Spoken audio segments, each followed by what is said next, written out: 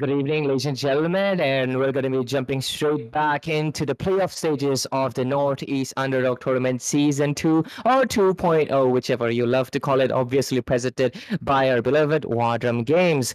And of course, joining me tonight is going to be a beautiful lady, but first, I am myself, Ray, your anchor and your caster for tonight, and joining me on the desk is, of course, Debbie. But first of all, of course, we must we must first, you know, address the what do you say? The obviously we need to make sure that our audience is well aware of what's happening. The first match between dads and sons and team.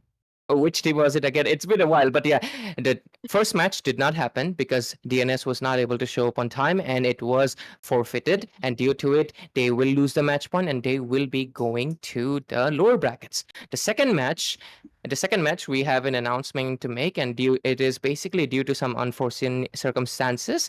There were some underlying issues that our organizers and teams respectively, Marv and Tartarus, are facing, and due to those reasons, the match has been postponed until further notice. Our management will, of course, update you in this matter as soon as possible. And of course, for that, do follow our socials. And of course, we will update it on our YouTube channel as well. So stay subscribed. But, anyways, let's get into the matters. And our match of the highlight is going to be Zohunt versus Armageddon. So, Debbie, of course, I feel like you're going to be much more excited because you're really well acquainted with both of these teams, not just as a caster, but as a friend as well. hmm Yeah, definitely exciting, Ray, because it's Johan and Armageddon. They have two different kind of play style. They have this kind of style where even though they are actually very highly for Armageddon, they are actually dependent onto their mates. That's what they're similar on. But when we say about the jungle, there are a little bit of changes for Johan. So we'll never know what we're gonna be getting. So Armageddon, if they can read this out for the start, the playstyle of Johan, that's gonna be coming here as of now, because I think, let's face it, Ray. I think Johan is the team who always surprise us after DNS, of course. So I'm very excited to see what the teams are going to be picking here, because Armageddon will be onto the first pick and Johan onto the second pick. So what are they going to be banning here? Absolutely right. And I mean, Zohunt has been the team of surprises. I mean, they were basically the runner-up for Top Dogs into the first season of Nerd, and right now for second season as well, they are really showing a promising, not just a future, but their future on this tournament scene as well. On the other hand, though, Armageddon is a new addition to the Top Dogs, and they have been steadily climbing the ranks. They were basically able to come out unscathed from the Swiss stages, and right now into the playoff stages, they're still here into the upper brackets, and they're facing off basically the runners-up of the previous season, and because of it, I feel like they basically have shown that they're capable, and they might be the rising dark horses of the Top Dogs right now. At least that's what I believe in. Yeah, that's definitely the right analogy, I would say, because Armageddon, they weren't here last season, but right now they are showcasing what they can do, how they'll be able to face the teams. It's and moreover, I think it's so cinematic that they were able to clean sweep onto DNS again. So that's something we have to be mindful of too. So will they be able to do the same story against Johan as well? Because right now we're jumping into the drafting phase.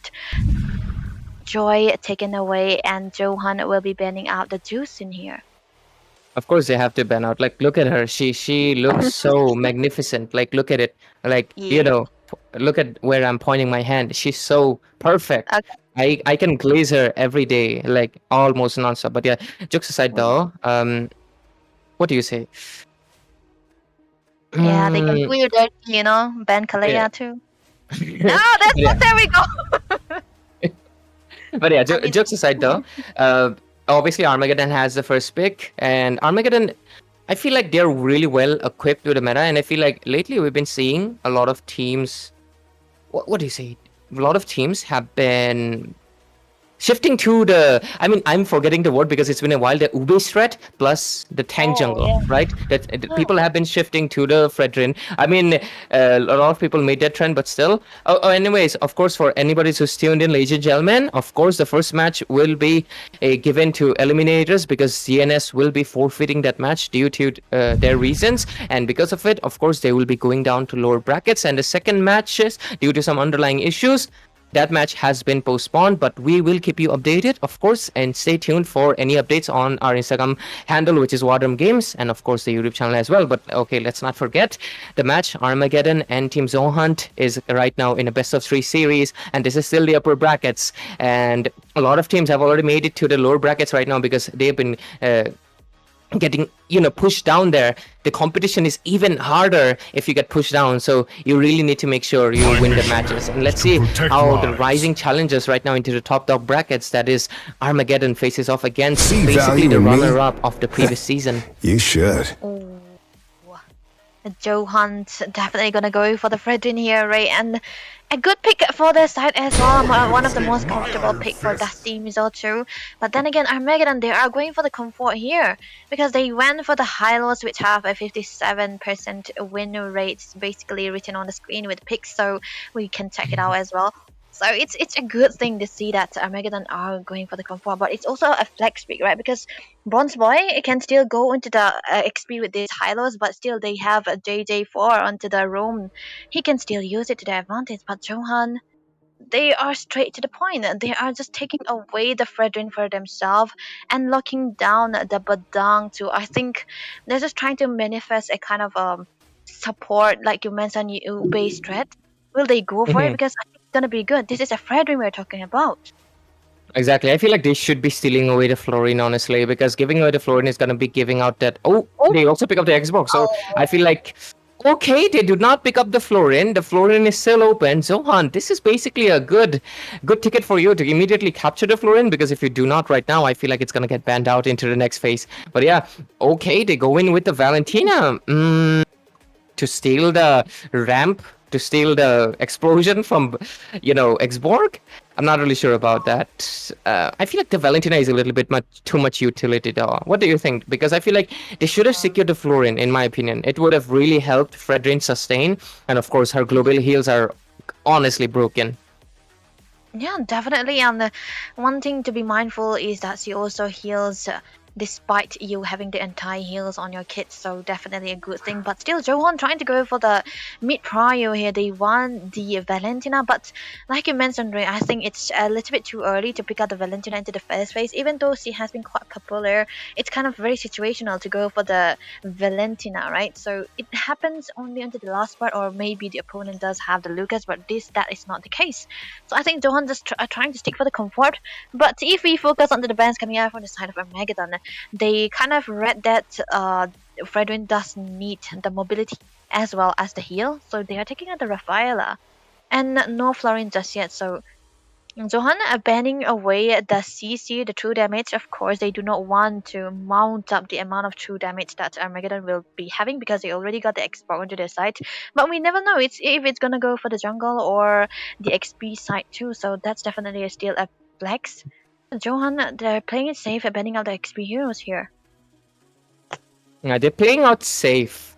I feel like they could have banned out a marksman, honestly, because I feel like at this point of the lineup, a Moskov or a Granger is definitely going to be warranted. Maybe not a Granger for the simple fact there are two tanky frontliners already, and Granger is not the best shredder if he doesn't snowball. But Armageddon is a team that I feel like it has a high chances, but at the same time, I feel like a Moskov should have been warranted for the same fact of the SOD has a lot of global presence. But at the same time, there we go. The Florin is also banned out, and I feel like this is what Zohan kind of took the L here, because they could have picked up the Florin, because I don't feel the Valentina was gonna get contested out or banned out anyways. They could have picked up the Valentina later on. So I feel like that is a little bit of a mishap that they did, but it's still fine. It's game number 1. We're still yet to see 2 picks. Maybe these 2 power picks are going to be the surprise that Zohan, Zohan likes to pull out the surprises, and maybe we're going to be seeing, okay, there we go. It's the little android, Angela, going to be providing those shields. And on the other hand, let's see what is Armageddon going to be, responding with. Basically, since there are no healers, Armageddon choke themselves out of the possibility of getting a sustain. Hylos is definitely going to get pushed to the roaming. Yeah, Hylos have to go to the roaming if the push come to shove. But interesting to say that Angela is zero picks. WarDrum people, these teams, they're Sigmas, man. They don't want to go for Angela, but Mizo-san, he's Mizo-san. So I want to go for the Pookie. But oh, there we go, another 2 damage, a shredder onto the side There of we go. I told you. Oh my god. Okay, Ray, you're just trying to, I mean, you're predicting it so well because look at that. It's actually the highlight onto the roam and Phobius onto the hands of bronze boy Oh, here. But oh, look, oh, oh, oh. the I'm clock. seeing it. I'm seeing it. Okay, I, the clock you makes know, play. oh, look at the win rates. Look at the win rates. So far, this is the first time Angela has been picked throughout this tournament. Zohant obviously pulling up with the surprises. Valentina, though, has a 100% win rate, but only one pick. So it is still, I would say, up to the chances. But yeah, definitely, I would say, on to the other hand, 0% win rate for the carry. This is the first time. It's actually surprising, but I get it. The Hylos, on the other hand, has a little bit of a left and right win rate. But yeah, getting to the point, the Claude is definitely going to be so interesting. I'm like, it's been a while since I've seen Claude, and I feel like this is the debut, if I'm not wrong. And at the same time, Claude is technically considered the counter of Carry many, many seasons ago. Of course, due to his blazing duet having that burst and damage. It's gonna be interesting because lots and lots of true damage for Armageddon and a heal for the side of Johan, and also a dive on a marksman. I would love to say Claw is one of the the only marksman that can dive into the backlines because of the BMI, obviously. So there we go. We have our lineups onto the board here. Who's gonna be having the better setup into the early part, Ray? I don't know. I don't know who's gonna be having it. I feel like the early game technically should definitely go into the hands of the Xborg, because I feel like Xborg is just much, much stronger. But at the same time, we'll have to figure out, because one side has the heals and one side has has a sustain and tankiness, but they also have the shedder. So it's going to be really interesting how they have the loophole. I just feel a little bit confused about the Valentina, but ladies and gentlemen, we're going to be heading straight into the Land of Dawn, and this is going to be the first match of the evening right now. This is going to be Team Zohant versus Team Armageddon, the runners-up of the previous season of Nerd, as you can see on your screen, and the new challengers, that is Armageddon. This is game number 1 of best of 3 series. Let's see how it goes out. There we go, into the Land of Dawn. On the casting desk, it's myself, Ray, and joining me is, of course, the beautiful baddie, Debbie herself. Yeah, I'm a self-proclaimed baddie, just trying to see what's gonna be coming out on top, because right now we can see the jungle clearance is definitely gonna be better for the expert, because Charlie Brown, I think he does play the assassins well, Ray, but he's much more suited for this kind of jungles where the fighters is more, he's more comfortable on this. True story for Dusty Mizo as well, but yeah, we were talking about the clearance definitely into the hands of the Xbox, but look at the mid side here, Ryota onto the Cecilia, not much control. Oh, already Hylo is getting shredded out with that Revitalize. I feel like, oh, okay, he did not pop the Revitalize, and that is actually good. That is really good from the hands of Armageddon, not making rash decisions. So 2 recalls being forced out, and that is good trades already, because in the early game, kills are not what really makes a difference. The macro play is to trade HP with the poke, and that's why I don't like the Valen. But somehow, Valen is winning the lane.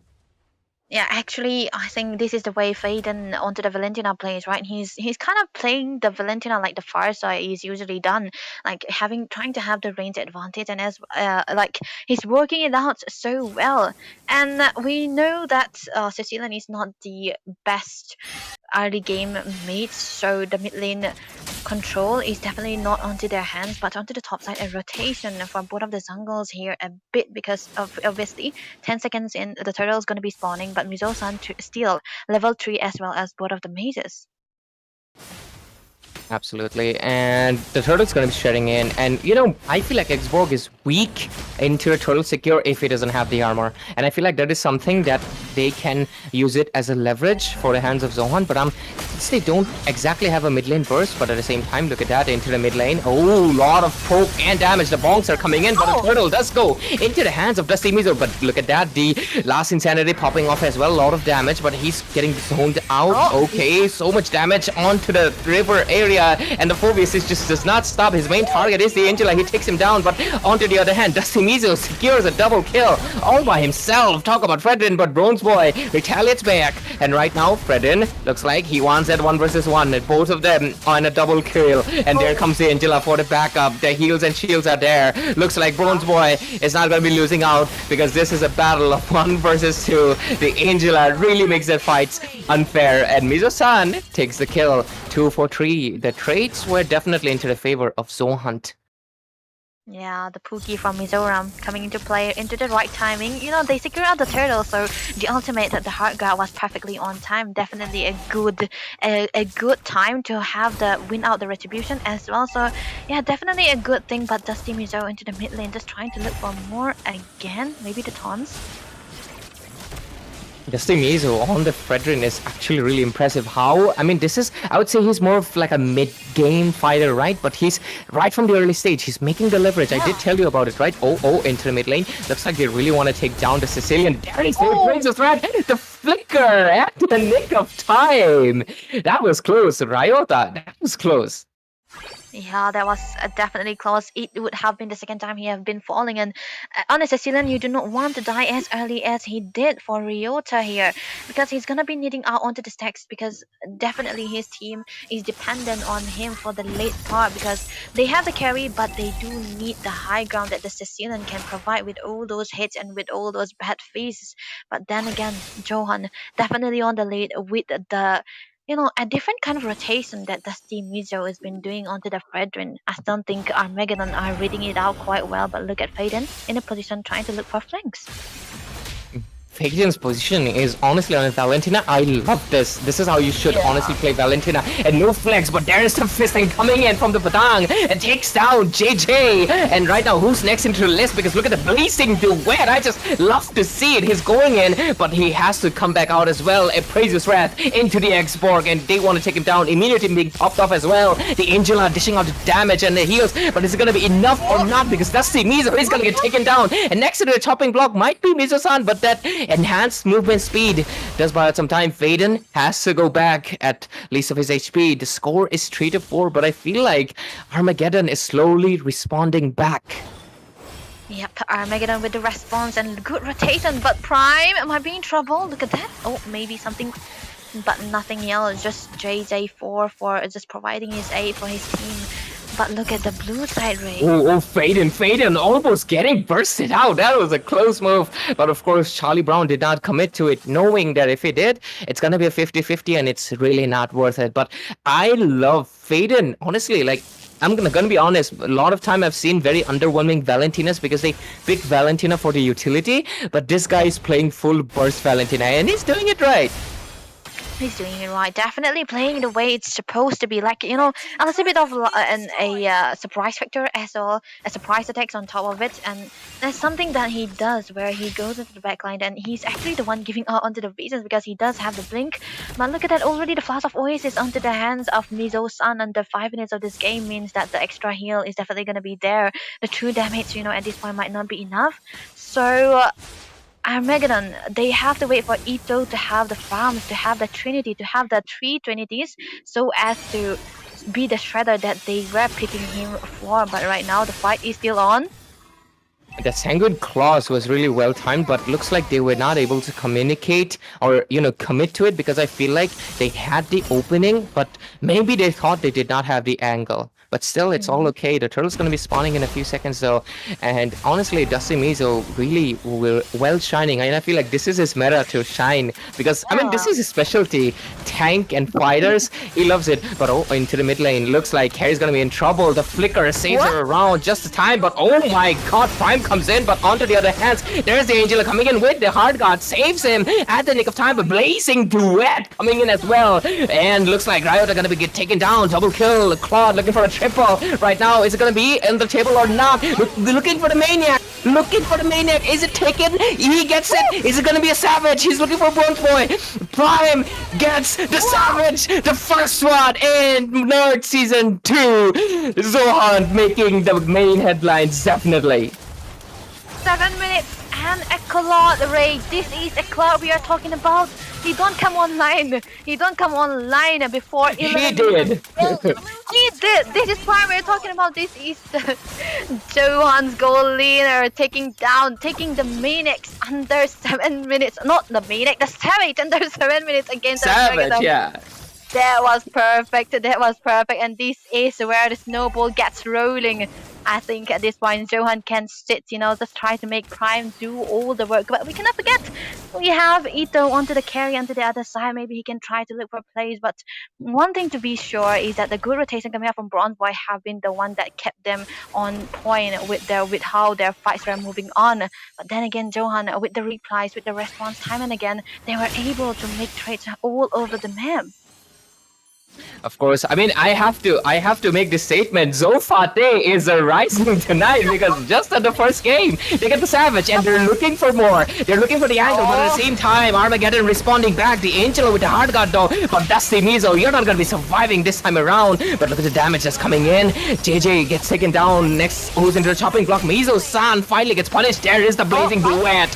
Oh my god, Ado gets taken down. Fade secures the kill, but at the same time Win responds back. There is Prime trying to buy some, but oh, look at the damage. The CC's there and Bronze Boy is gonna get taken down. Godlike from Prime, and the only one standing is Charlie Brown. The score is 6-13.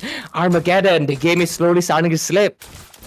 Yeah, this is what I'm talking about, right? When Johan should try to let Drew do Prime all the work, because we can see Ito was trying to go for a 1v1 situation where the Blue's Blazing Duet was in, and he wasn't able to do anything or any kind of damage onto the Claude here, onto Prime, because he already got 3 items on his kit and he's still sitting for Ito. He's still sitting onto the second item.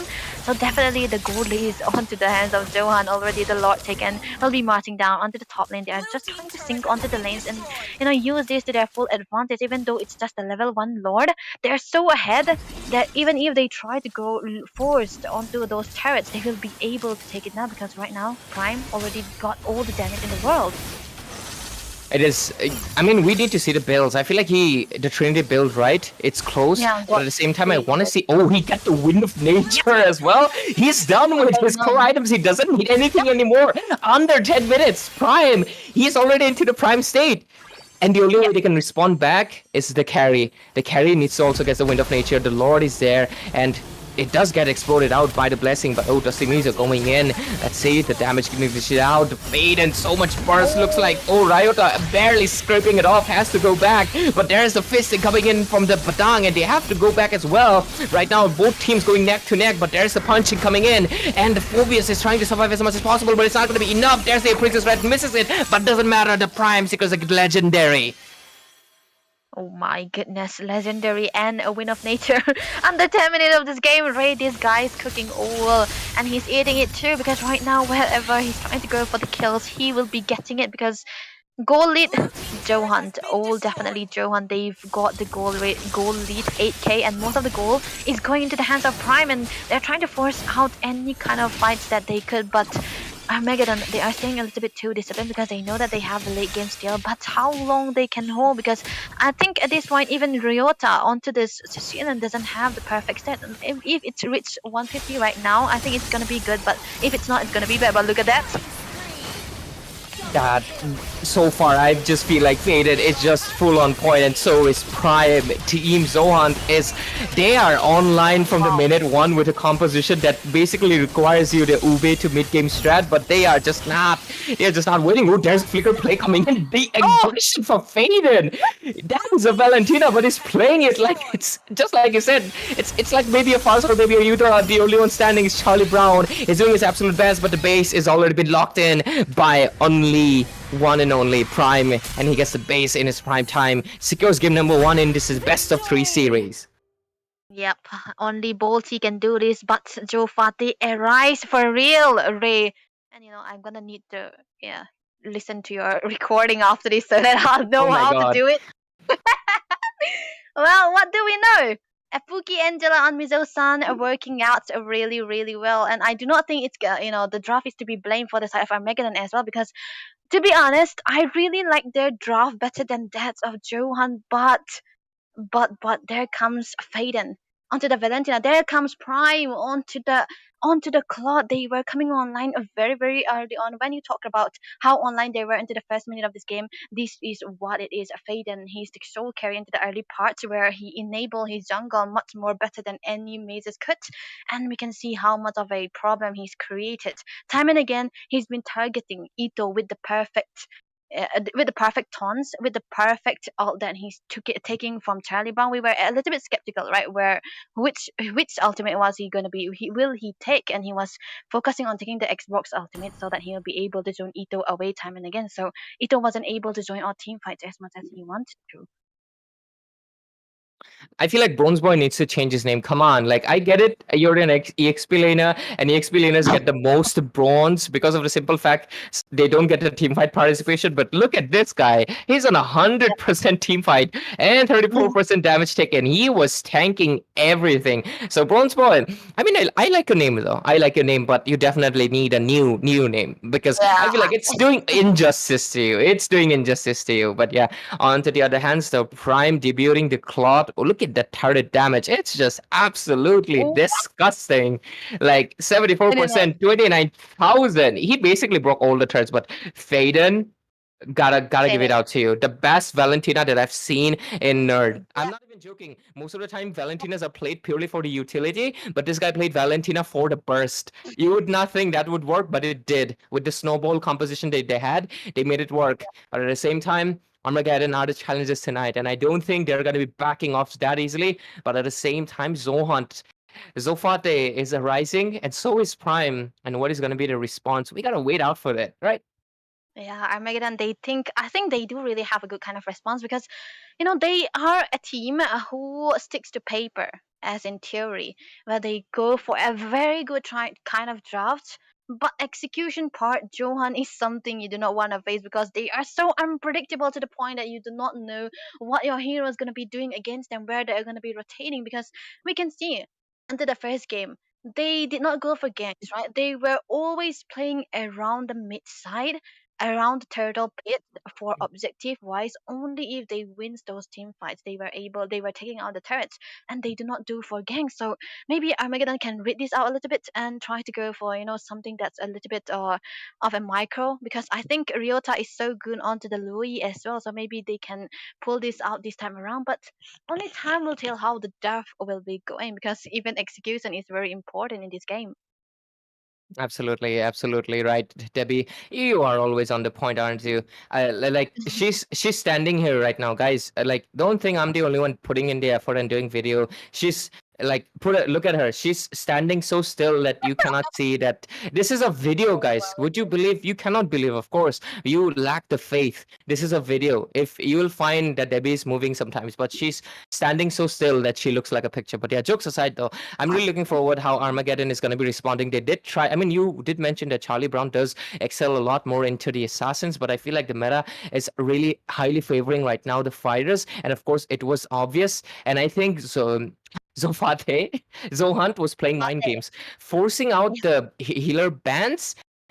Team Armageddon choked themselves out from basically giving the sustain option to their marksman and to their Xborg. And because of that, they were able to get the sustain and were able to outdo. I mean, so many instances, if there was no Angela, if it was a strict roamer, I feel like Zohunt would have lost it out. But the fact that they were able to out sustain the Phoveus, of course, the high loss, and the Xborg. I feel like that was the reason they won it out. But yeah, anyways, ladies and gentlemen, this is going to be the game number 2. But before we move that, for all everyone who's tuned in right now, I will obviously repeat it again, just in case anybody's confused. The first match, Dads and Sons versus Eliminators. Dads and Sons, I've been informed Dads and Sons forfeited that match, and because of it, they will be moving to the lower brackets. On the other hand, the second match did not happen because of some underlying issues, but we will update you. Our management will definitely let you know, and of course, follow our social media to know more.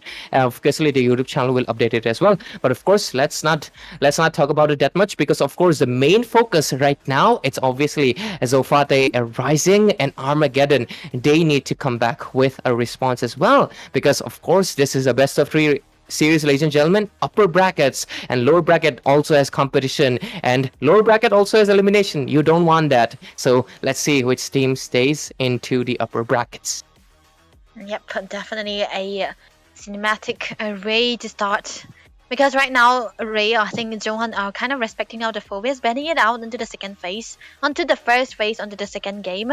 So Jusin taken away. I think this is the most banned hero in this tournament, because I've seen 15 times he's been banned away, but I did not quite catch how much the Matilda was banned out. But I think it's supposed to be the Jusin, right? Or is it going to be the Matilda which has the most bans? Definitely. I mean,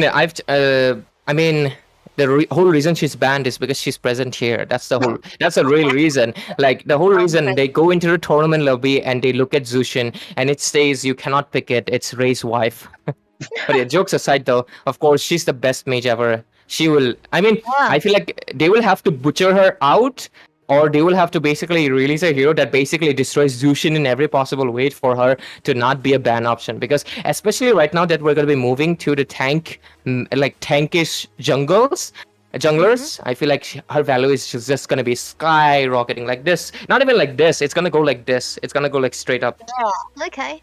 Yeah, too much glaze on the Juicing right there, Ray, but yeah, acceptable. Because Johan, we talk about utility, so yeah, it's kind of comfort for Dusty Mizo, right? He was on the verge of being the substitute for Johan, but the new patch hits him, and there we go. He's got all his heroes bringing back him into the meta here, so he's going to be directly going for the Fredrin onto the first pick. So Armageddon, I think they do have different kind of answer for this right now, but they have to be a little bit decisive on how they are executing this as well, because into the first game also, I do not think draft was the problem. The execution part was a little bit too risky for them too, but they are trying to stick to the plan right now. So Ito will be going for the Harris, and we're going to be seeing a setter here, the Gatot Gata, coming into play.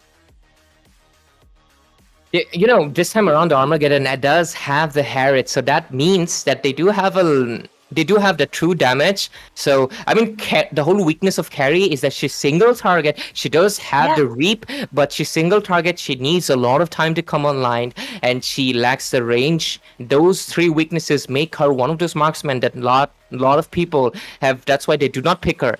Sometimes she's picked, she works out, but yeah, I feel like that main weakness has been putting up a way, like making her basically not that useful anymore. But on the other hand, Harry does not have those weaknesses. He has the range, he is fast, he bursts his AoE, and he can slow out enemies as well. So I feel like he's a much better option. I feel like he's Carry Pro Max, I'm gonna be honest with you. But yeah, jokes aside though, Zohan this time around though, they again get their power picks, which is the Dusty Mizo on that Fredrin. And this time around, they also get the Bookie Florian. Let's make the world like I love the dialogue. I love dialogue. Yeah. Let's make the whole world green and lively. Okay. You're definitely cosplaying Florian the next. No. If we have Lan, I think I'm manifesting for that Lan, because I just want to see Ray with this pink hair onto the Florian. But yeah, you know what, to Mizo-san, I love pink hair. Yeah, if I ever gonna die, expect it to be pink. I'm not gonna be Mirko and say that red highlights are full red. I'm not gonna be King Kong. I'm gonna be dyeing it pink, bro. Like 100%. But yeah, I'm not getting to dye hair yet because of course Asian parents, I think you can find it relatable. But once I become independent, I'm gonna be dyeing it pink. I mark my words. Like clip it. If I don't care, I'm gonna be making it pink. But yeah, let's not forget, ladies and gentlemen, this is Zohan versus Armageddon, game number 2. 1-0 score, and the draft phase is almost done. And I'm really liking the Hanzo ban for a simple reason. Yep. Debbie, can you guess it? Can you guess it? What do you think? Why do you think the Hanzo has been banned out? Because he does have a lot of dive into the backlines and a true potential damage for true ones also. Attack speed, late game. There's so many, Ray. Which one are you talking about? I feel like this guy is basically the whole Hanzo stick is that he doesn't get punished. He can come into the backline. Like other assassins, when they come into the backline, they have to commit, right? They will get punished if they stay there for too long. But this Hanzo, he comes in, when he sees a danger, he goes away. And it's really hard to find out, especially right now that they have committed to a healer roam, not a pick-off roam. It's going to be really hard. But on the other hand, it's also, you're right, the attack speed and the DHS damage is going to be a massive headache, not just for Florin, it's also going to be an issue for the Fredrin as well, because he's going to get melted out before the objectives. You don't want that. Yeah, definitely. That has to be. But Armageddon with the respect ban, the COD. I don't think the COD has been banned much, right? But they are the one banning it out because, in this best of 3 series, I think it's all about respect bans here because they do not want to face a hero that they had a hard time against. And definitely they want to not give Prime one of his comfort as well. They are denying one. They are picking one for themselves. And yeah, that has to be it. But Armageddon, they do have a choice to pick up any kind of heroes that they want right now. The mid is yet to go. But Aurora coming into play. So no Louis still? No, Louis. Still, that does mean Zohan can go in for it, commit to it, and get it. Because, of course, Faden has shown... I mean, this guy worked at Valentina. He made Valentina burst, and Louis is one of those mages that can burst you out easily. So I just feel like Louis is a no-brainer, and getting the Moscow as well, I feel like they will have so much global presence that Armageddon is going to be choked out. But at the same time, I feel like the Aurora is picked up for a whole reason for the Louis, because Aurora is just the perfect option for disengage or re-engage with the Freezer Glacier, and if just in case she gets taken down, she got her passive. Wait, one thing is open though. The Firesa is left. So will they commit to the Firesa? Because I think the Firesa is a good answer for the Harriets. Okay. I think mainly Firesa is the only mate that I know of that can outrange a little of a range that Harriets have because you have too much dive with those demand force. So it's gonna be a good decision for them to take it out. So with the damage as well. So one of a comfort for Faden as well. But look at that, the 3 coming into play for Charlie Brown. I think this is gonna be interesting to see because HP based hero onto the jungle this time around. No true damage, not yet. Yeah, I mean, also Suyo does have the HP loss damage onto his Soul Sever. So if Fredrin is trying to be a little bit too much of a mafia boss here, trying to stay on those 2 HP plays just to survive from Florin, he will face the harsh reality because I do feel like the Suyo is gonna go with the War Axe and combined with that Evil Queller and the Soul Sever combo. Fredrin will get bursted out if he stays too much in the low HP, and that is what I mean. The whole reason you want to stay in low HP for the Fredrin is of course to use your charge up your Appraiser's Wrath, isn't it? And Suyo indirectly and directly punishes it. At the same time, there is the CC with the HP based damage. They have the Harith with the true damage, so they have a lot of resources this time around to deal with the Fredrin. But at the same time, Angela is a single target healer and she was able to change the game, and this time we have a global presence healer. Let's see how it works out. So far though, what do you think of both of the lineups? I think this is the same strats they are going for, but different kind of heroes. Early game, I think Johan still has it because the clearance coming out from Farsa and the mobility that he have in comparison to the Aurora. Mind you, Aurora is, she got a little bit nerfed down to the ground because the damage is lacking a little bit, but the CC is what they are going for here for Armageddon, because for damage, if we talk about the magic damage, they have the Harriets for that, for the close-up, and also the Suyo on top of that with the physical damage. So still, early game Johan can do this. If Armageddon can stop it, that has to be something only time can tell. Absolutely, and ladies and gentlemen, we're going to be diving straight into the Land of Dawn. I just love this. Huge shout out to the production in the WarDrum games again. I love to see it. Game number 2, ladies and gentlemen. Welcome in. Zofate Rise with that match point right now, looking to clean sweep this match. And Armageddon, of course, being the new challengers, staying in the upper brackets for so long. They are looking to force a game number 3 to make a statement, but they are against the runners-up of the previous season, Nerd. Let's see how it works out. Onto the casting desk, I'm myself, Ray, and of course, I'm joined by. Your name starts with Debbie, but I want to connect the baddie as well. But of course, we can discuss that later. But anyways, I have the beautiful lady, Debbie, a great analyst, of course, the best one. And let's see. 4 flickers for the side of Johan. And I think, I really like a flicker instead of the purifier when you are up against a gacha, because when you are trying to ult, especially on the Farsha, you're definitely going to be caught out of position where the AOZ tries to jump onto you. So there comes the flicker coming into play with the wings by wings again. But a little bit of a surprise into the mid lane. The Aurora did still have a better chance because he just got help from JJ44 onto the gacha with the clearance. So they are going to be rotating together. But look at that Phaeton with the aggression. Dusty is already looking for that first blood. He's hungry, and I don't feel. Ryota with that flicker play. Faden is the one who gets a kill, and right now looks like the next one that's gonna be into the list. It's gonna be JJ getting taken down. I love his name, JJ. JJ is gonna be taken down onto the gacha. The revitalize was not enough, and I thought that Ryota was able to outplay them just a little while, but the rotation coming out from Mr. Win right here was perfectly on time. Bronze one wasn't able to catch him down, so that early game rotation wise, Johan, they still got it, but Turtle almost spawning level 3 for JJ44 getting stunned here.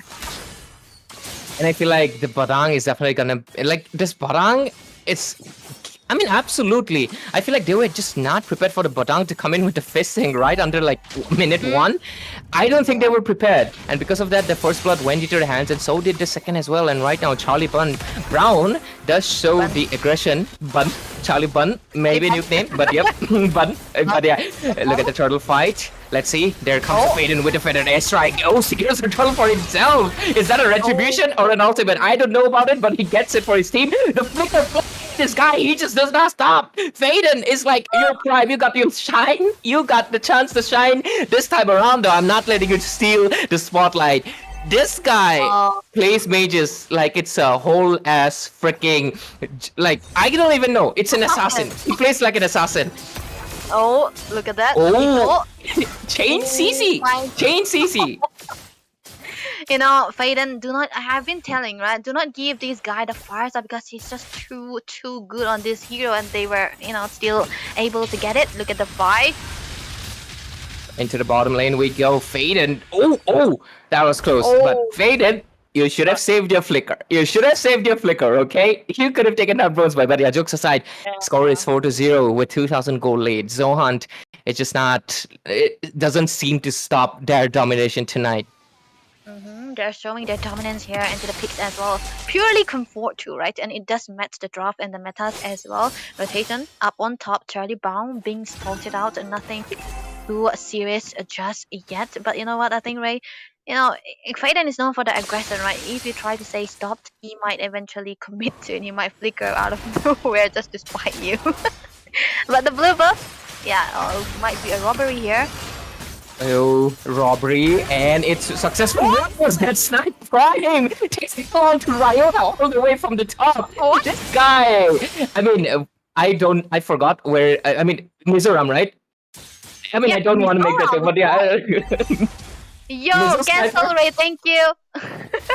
He's a sniper, okay? He's a sniper. This guy, Prime, where was that coming from? I get it. There was vision, but it was lost. How did he snipe it so well? And right now, he's dominating the lane against Ito so extremely. It is insane. And he's winning out the lane as well, as I speak. Yeah, we were talking about the ways, like he's just sniping from Mizoram to Manipur here, and J4, they're just trying to look for the turtle that's trying to stop, but I feel like still Johan have a better lead, but they are drawn away from these skirmishes.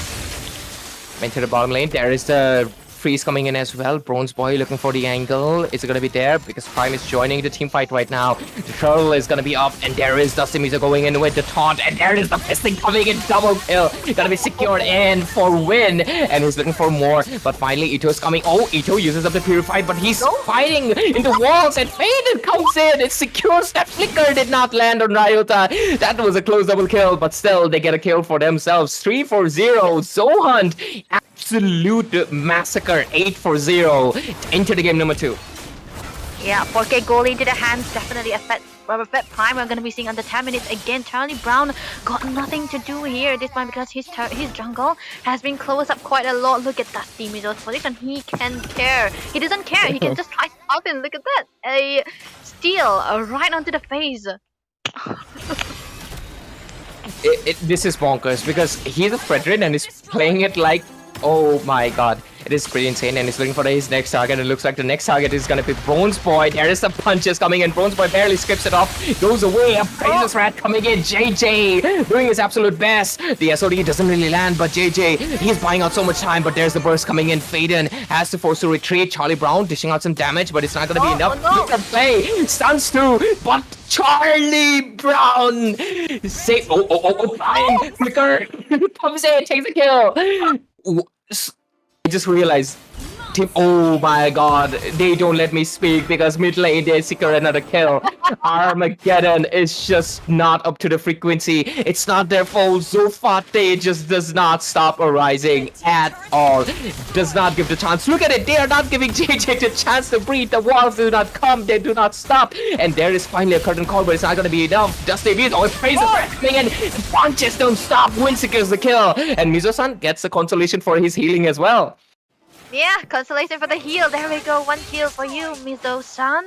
But no kills for Armageddon just yet. 13-0. Ray under 7 minutes of this game, and Prime is already online, and the heals, even with the anti-heals coming out from Ryota so late, I don't think they will be able to stop out the heals that Florin is providing. Miso-san is on fire here. Look at that. Talking about fire. The feather airstrike being used, and Prime, I think he's been connecting on to those SODs too much. It's like, a map hack at this one. He's been able to land those in the perfect timing all the time. I haven't seen him even miss even one ultimate. And look at the builds. They're already so ahead at this point that Johan, they do not care because even Prime, he's just still going on the third build. Meanwhile, for Ito here, he just got the first build, so no Holy Crystal just yet, so that means that there are still a long way to go for the side of Armageddon. They are so behind at this point. Look at that, it just does not stop. Team Zohan 14-0.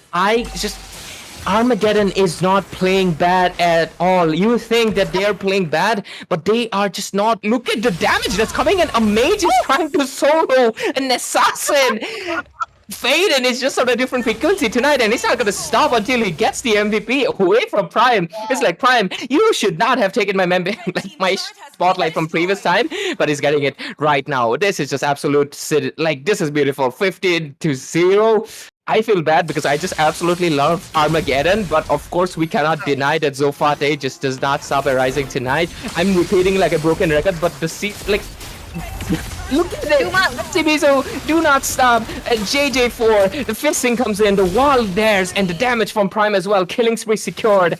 Prime is also coming in for the MVP as well, but getting into the point. 16-0. Armageddon has not been given a single opportunity to do anything so far. It's just on a different level tonight. Yeah, the new lightning truncheon being built up by Faden here again, so another burst. And even those, look at that, Dusty Miso trying to drive in, but nothing just yet. Maybe there might be taunts. Look at the damage. Prime comes in, secures a kill on Ito. JJ doing his absolute best with the AOG, does not even landing. Cancelled, taunted, everything. There's a curtain call, connects into 2, but Bronze Boy dishing out some, but it's not going to be happening. Charlie Brown, he's aware he can't do anything because this is the end. Zohan gets the clean sweep against Armageddon Esports. This was an absolute massacre, and we were here to witness it. This was definitely diabolical. I feel like this is the first game with absolute 0 kills on the other side, and it was not that other team was playing bad. it was that Zohunt were not just hunters tonight, they were the absolute maniacs that just did not Mhm. stop until they got what they wanted and they took it for themselves. But yeah, Faden, definitely the highlight of tonight. Doesn't mean so you do get the MVP with the Fredrin, but Faden, gotta give it out to him. Yeah, a young man with that much of skill set that he's having right there, and yeah, even the lightning truncheon built. Oh my goodness, it's a little bit too costly for my liking, but it just means that they are so ahead onto the goal. And look at the bronze streaks coming in from the side of Megadan Esports. I'm gonna be screenshotting this and doing something with it, but yep. A good gameplay coming out from the side of Johan, like you mentioned. I think it's not the fault of Armageddon that they are put into this. It's just that Johan, they are up to the top notch level.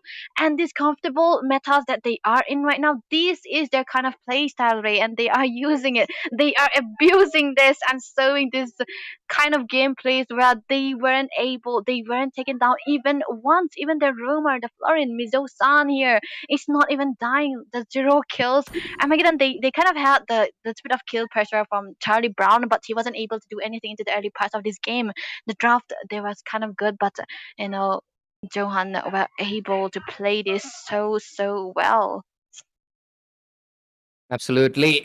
And this was definitely a trip. The first, I feel like it's just that Team Zohunt is just so good with Ube strat and the tank jungle Mhm. meta that right now that it's on the rise, they are really making good use of it. They're favoring the drafts a lot. And until then, teams can find out to how maneuver with the tank junglers again, because it's been a while.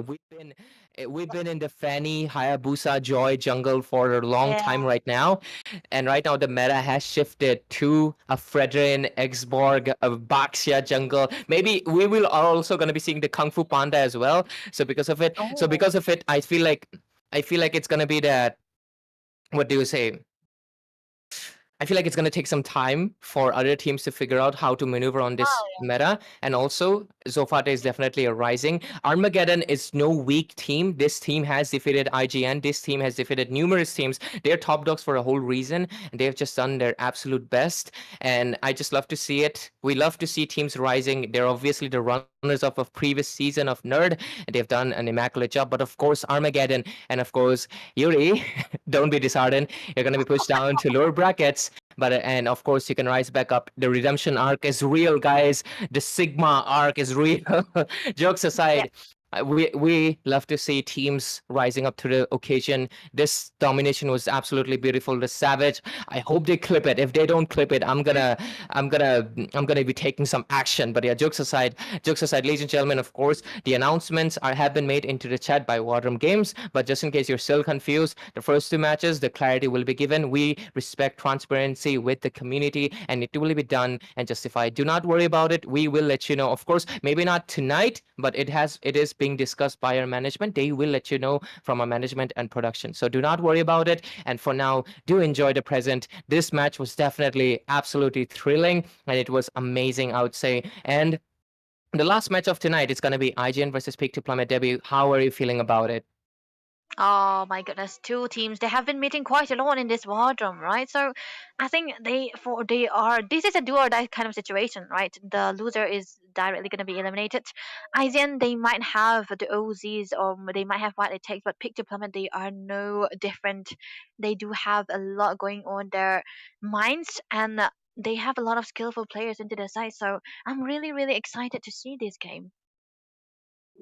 Absolutely. And ladies and gentlemen, we're going to be taking a short break, of course, and we're going to be making sure you stay updated for the first two matches. Do not worry about it. But anyways, let's focus on what's next. It is going to be IGN versus Peak to Plummet. It is also a best of three series, and it's going to be really heated and really interesting. And this match, I mean, I'm sweating right now, not because of the heat, because of how good the matches were between Armageddon and Zohunt. Hopefully, you guys obviously witnessed it together with us with our casters, and obviously enjoyed the match. But of course, stay tuned for the next one. Our next batch of casters are gonna be coming. It's gonna be Ziwo and Itami, our Giga Chad himself. Okay, so yeah, he's gonna be here, and then stay tuned for that match. And we'll be signing off. Me and Debbie, we're gonna be staying on the comment section for now, like going into the chat, typing with you, interacting with you. But yeah, jokes aside, we're gonna be taking a short break. Stay tuned, ladies and gentlemen, for IGN versus Peak to Plummet, best of 3 series, last match of the evening.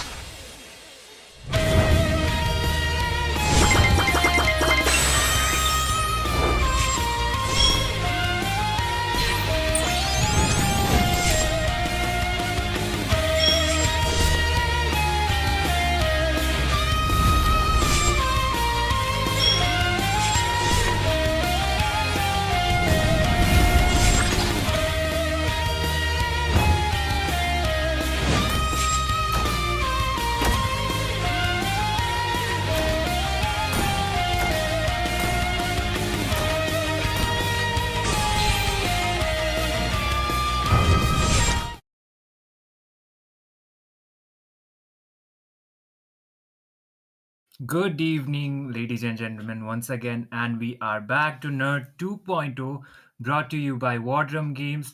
Today is going to be the last match for the day, and it will be between Team IGN and they will be taking on Team Peak to Plummet. But the stakes are going to be quite high because it is going to be an elimination match. It will be a best of three, but whichever team loses the series, they will be eliminated from the season two. And IGN as well as Peak to Plummet, they should probably be stepping up onto this match. Myself, I'll be your caster Itami, and joining me will be Zivo. So, Zivo, give me your quick thoughts regarding this match. And we have already proceeded towards the draft section as well. Yep, certainly. Peak versus IGN, one of the top teams in India that we usually see around the tournament scenes, and both of them are quite good in their own way. But yesterday, I feel like Peak has been underperforming quite a lot these days, but IGN, they have been quite consistent around the tournaments as well. I've seen them won one or two tournaments here and there.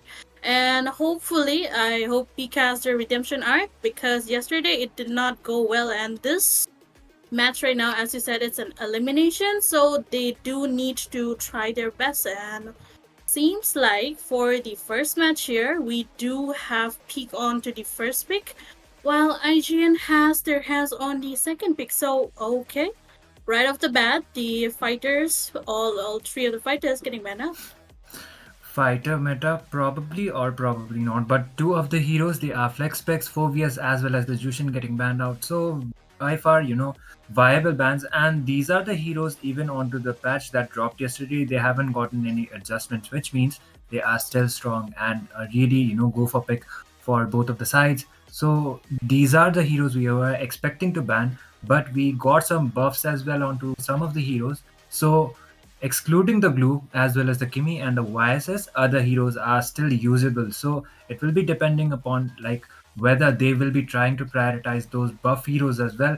By far, we are seeing the Fredrin getting quite prioritized from most of the teams as well. And to answer the Fredrin, they go out with an Xborg jungle. So fighter jungler, the utility kind of junglers can also be appearing, as well as the assassin jungle. At this point, they are kind of situational, I would say. Yep, MOBA Zane meta coming back. Same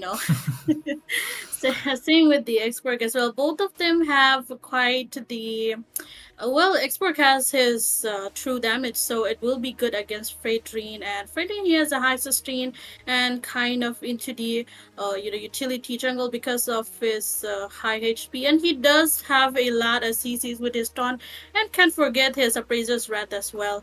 So of course, with the new patch that dropped, Fredrin has been quite popular. We have seen Fredrin get used up a lot.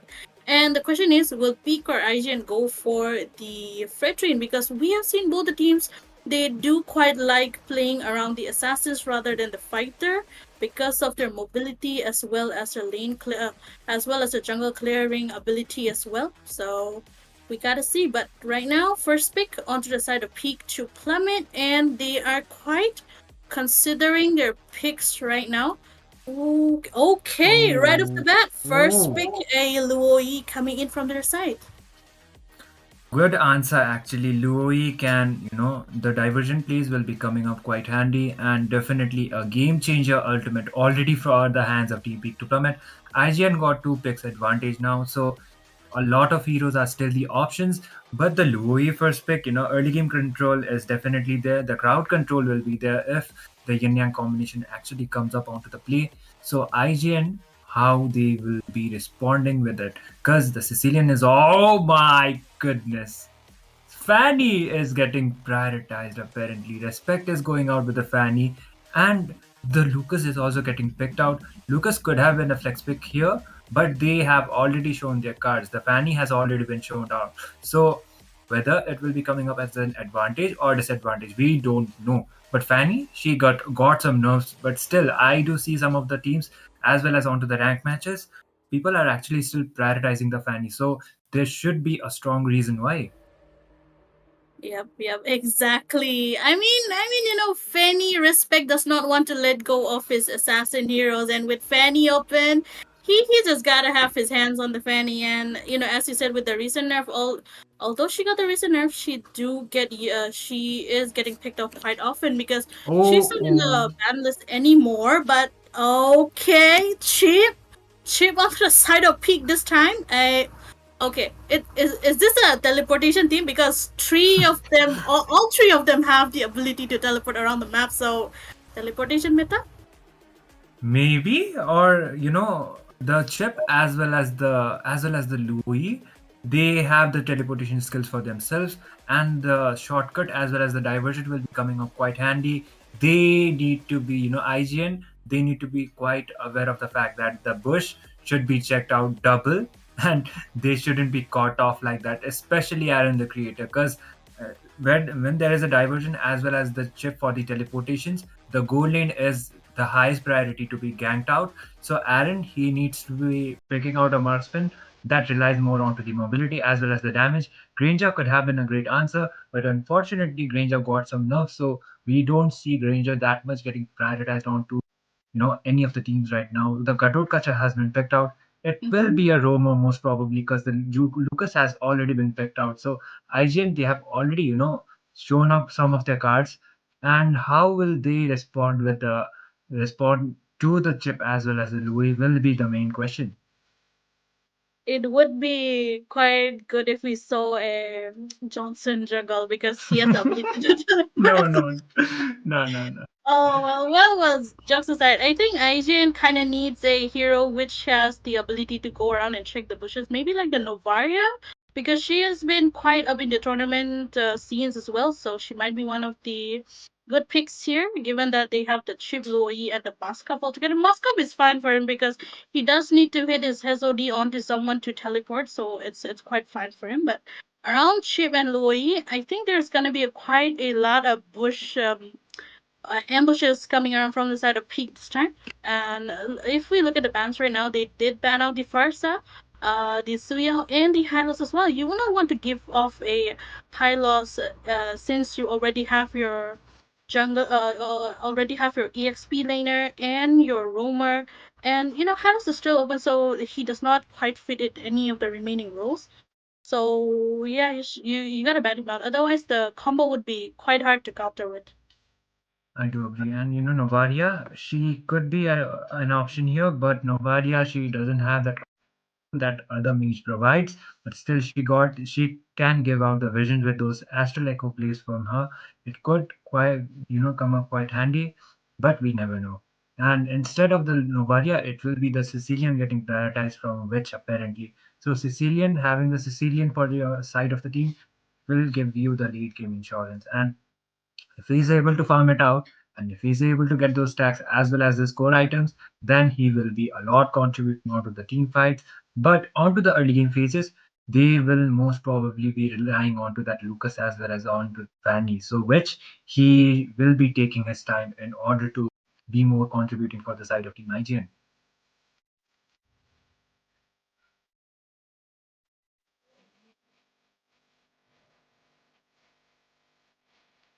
Zero, your audio, I guess, might be an issue.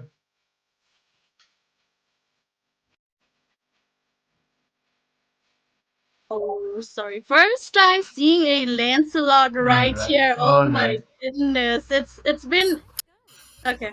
Okay, Pig is cooking something. Pig is cooking something. But Definitely. the question is, will their cooking be good or is it gonna get overcooked and burnt? But overall, it's looking quite good for the side of IGN as well. They got the late game security with the Irrital and the Sicilian, while for the early they have the Fanny with the aggression and the Lucas as well. And Gatatkacha is there for the dive, so it's gonna be quite of a hard match for Peak to have against right now. The Chow EXP as well as the Chip Roam and unexpected the Lancelot jungle. Lancelot, he didn't receive some adjustment, but still he is still a viable assassin, I would say. Jungle priority, it will be depending, like it will be a situational pick actually. And Team Peak to plummet how they will be utilizing the Lancelot will be the main question. But Zevo, one thing I'm excited about is it will be an assassin versus an assassin battle onto the battlefield. So won't be that utility objective based. It will be full bloodshed. So it should be a good match. Yep, certainly gonna be a full bloodshed, maybe brawling out here and there as well. And quite interesting. Both of them requires their purple buff, so if they get invaded, then it's gonna be quite hard for both the junglers out here. But overall, it's looking quite great for both the teams, and still can't get my head around this new animation that we get for our WarDrum games. It's actually really, soothing to look at around the map because we've seen a lot of edits around the going around and all. So quite a great job done here, Itami. Exactly. Props to our production as well. But for now, we are heading on the game number one. Yaifaba with the lance. Respect with the Fanny. Both of their signature picks probably, and this will be the game number one. It will be an elimination match, so a lot of things are going to be onto the stake. Hopefully, the Lancelot pick is not experimental. They have tested it out, and they will be able to execute it quite well. Yep, certainly gonna be executing. We're gonna be seeing the execution quite well, but oh my goodness, onto the bottom lane though. Mirio is actually having a little of time of his life going against Blade right now with the Chow. And okay, poking game coming in, Itami. Zozen was getting quite poked down, but still he will be able to sustain it outcome somehow. Lemonar, aware of his, he is a chip. And chip, he doesn't have that much of an HP compared to the other tanks, so the sustainability will not be there unless he gets those defense items. Okay, the poking games are still going around onto the bot. Still, Chow will be able to escape, and Lucas, onto the early game phases, Lucas is the one actually who would be having quite of an advantage. Okay, Lemonar was trying to initiate. Fanny comes up with those tables, and Lemonar will be forced to use our Flicker, and he will be going back. Lancelot, as the Papa goes back with the Phantom execution. Mirio was trying to get that kill, but he will be going back. No first blood drawn yet. Heart attack moment for the side of Zohan Yaifaba on the Lancelot right now because he was almost dead. But first blood top lane, oh my goodness, Chip gets taken down right there, and that is an opening coming in from the side of Team Peak right now. And Itami, the flicker getting baited out from Chip was quite a great resources wasted out from the side of Peak right now, and the focus is definitely onto the bottom lane as the turtle is there, and both the junglers are gonna be contesting for it, but the positioning coming in from the side of IGN right now, I mean, Zoltan's right there in that bush and maybe waiting for Lancelot to come out, or maybe looking to catch a bitch right there. But oh, there we go. Blade does catch him out in front of the bush, and oh my goodness, there we go.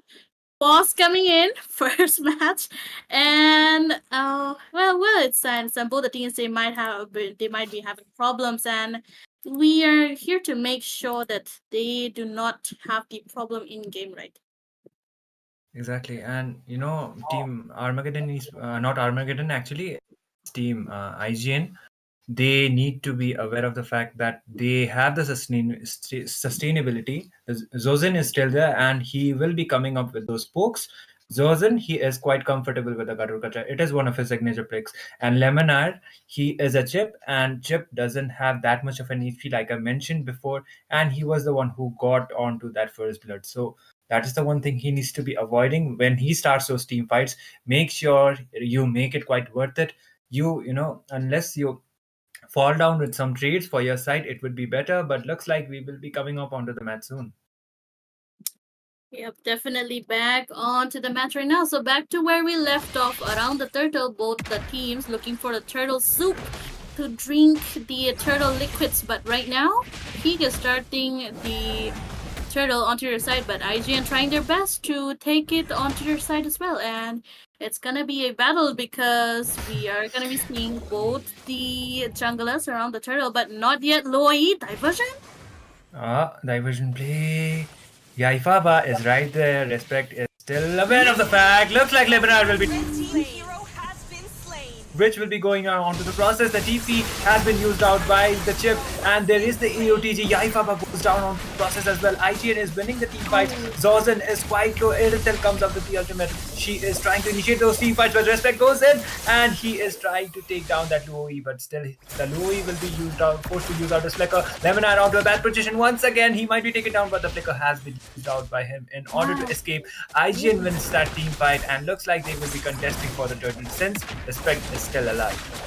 I think the part where Pete went for the teleportation, I feel like it was too early because it was around the turtle where the turtle spawned and both the teams were looking for an opening to start that turtle. And with Luoi teleporting near the purple buff around the Fanny, it did not go quite well. She could have teleported around the bushes next to the behind the turtle, right? So it would have been much better. They would have saved Lemonade, but he was caught off guard by 3 people from IGN. So positioning issue, I would say, coming in from Minzies on the Luoi. So kind of need to watch out for that, but still quite a great engage from IGN. Oh, diversion is there. Okay, the diversion won't be used out, and they were trying to, gank up onto Respect's purple buff, but unfortunately they won't be doing it right now, and they won't be risking it because we did see the diversion before, and they did just end up losing 2 of their members. They are aware of the fact that if they try to initiate, they are quite kind of low onto the gold deficit, so there are high chances actually they might be the ones losing out on fight. Yep, Oh, definitely okay. high chances, but oh, look at that. Oh, Chow, he will be able to go back. Apparently, Zorzen with the initiation, and the creator also. The regeneration is out by him. It will be popped down, and Mirio dives in directly. AOTG has been used out by Zorzen, but it won't be connecting on to anybody. Lemonar is taking some hits. That will be a double for Mirio. Really good set of ultimate, as well as the crowd control coming up from that Lucas right on time. So that will be a 2-0 favoring for the side of Team IGN. Yep, well set match coming in from the side of IGN right there. Oh my goodness, but Respect. Yai Papa might go down, and he does. The blood retribution has been used out by him as well. Phantom execution was used, but still the Lancelot will not be able to escape. The teleportation has been used out by that chip. The teleportation is there. The way of the dragon is also coming up from that Chow. The initiation has been coming up. Bat Feast being used out by the Sicilian. The conceal being used out by that chip in order to just regroup and retreat. If they take those fights, they will just end up losing their members. They are aware of that fact, and looks like they will just be going out for that turtle.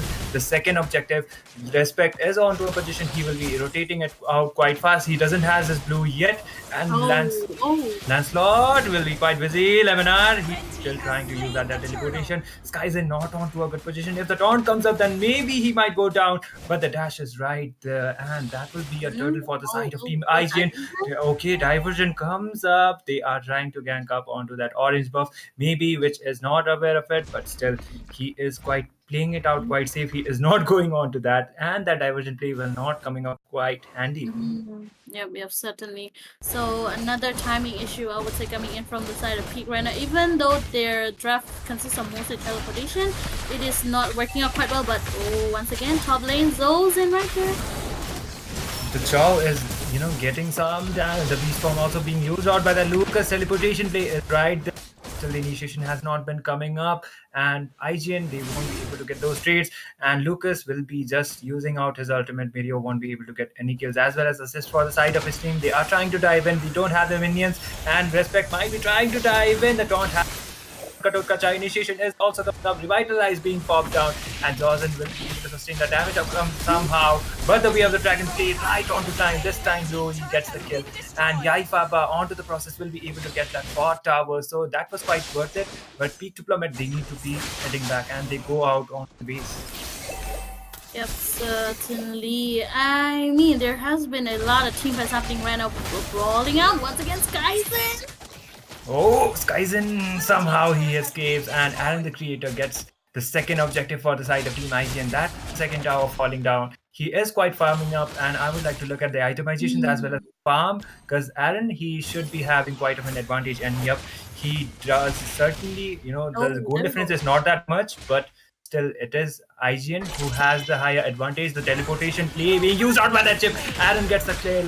Lemonade goes down onto the process. Fear of destruction as well as the taunt coming out from that Moscow. Yaifaba gets a kill onto Aaron the creator. There is the Lucas video is trying to initiate onto that Yaifaba, but Yaifaba gets the double for his side. It will be a 2-for-1 favoring for the side of TB Diplomat. The initiation has been stopped. Jozen is trying to land that taunt, but he won't be able to do so.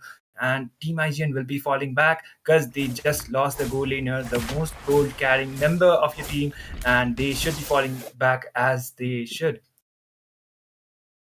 Right now, Skyzen, he has been playing it out quite safe. Has a KD of 003 right now. He got his second item for the Trinity build. Will be going for a third one.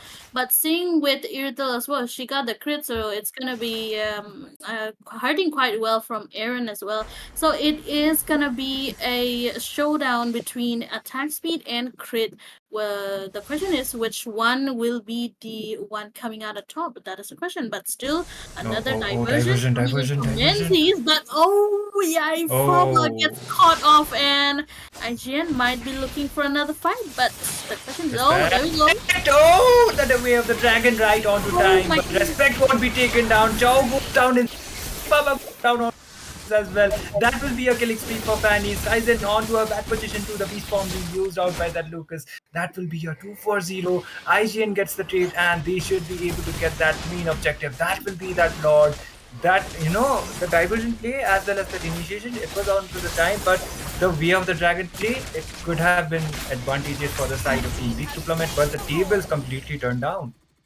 Yep, certainly. I mean, Chow did land his way of the dragon onto Fanny, but right on to where she got caught between 4 people from IGN. So, kind of a bad moment for Chow right there, but Lemonade pops out the shortcut. Shortcut once again. The teleportation has been used out by that chip. There is the initiations and looks like the Batsby is being used out by which once again Yaifaba tries to go out with a kill. Oh my goodness, a lot of stuff's happening around here and there. Respect is just surfing around the map as well and trying to maybe force out another team fight coming in from their side. Respect goes for maybe a orange buff invade, but it won't be enough as IGN, they will be backing off right now. Lord onto the bottom lane, Itami, and it looks like the second tier turret is going to be going in the hands of IGN. Definitely, they will be losing out the Lord on the spot, but most of the objectives they are trying to be secured. The taunt of Lancelot will be able to use that dash. User comes up by Yaifaba, he is trying to escape. AOTG comes up right on time, but the second skill will be cancelling it out somehow, and the creator gets the kill. Somehow Yaifaba goes down, and it will be quite a worth it trade because it is the Lancelot. It is the jungler going down. Aaron the creator, most probably he got that Malefic gun. And the Sicilian, look at which already he has 191 stacks on the 11 minutes point of the game. So it will be, quite devastating for the lead game because they have the Sicilian for the side. And the damage will be coming definitely this time. Leonard comes up with a concealed play. And he is trying to initiate. There is the as well as the Chow comes up. They are trying to initiate video, gets caught out with the way of the dragon. He goes down on the Skyzen gets a kill. SOD also being used, but Skyzen won't be teleporting anytime soon. He is aware that the Gaturkacha is still there. The diversion coming up from the low. Yeah, there are 3 people, and Jozen would have been quite caught down. If it was Witch or someone else, then it would have been worth it, but it was Jozen. So the Gatot, he will be able to just sustain and get back. Yep, certainly. And Skyzen has been playing it up quite safe once again. There we go. 3 builds done for him, going for the Malefic gun, I believe. And for Fanny, she just needs 1 more item in her hands. And she has been performing out quite a lot. Respect on that Fanny. Even though she got nerfed, he has been playing her out quite consistently around the whole map. Just look at the cables flying around here and there onto Lemonade this time. But the question is, will he get caught? There we go. Respect goes down. That was an overextend. There is the shortcut being used out by that chip. Lemonade goes down on Aaron the creator is trying to engage, and he just has the damage as well, but he will shredded from that Louis. That is the worth the trade for the side of TP to plummet. They are fighting back. Lancelot is trying to dive in onto Witch as well, but Witch will be able to use his flicker right on time, and the goes down. Video goes down onto the process as well. That will be a 2 for 3. IG and 3 of the members have been lost.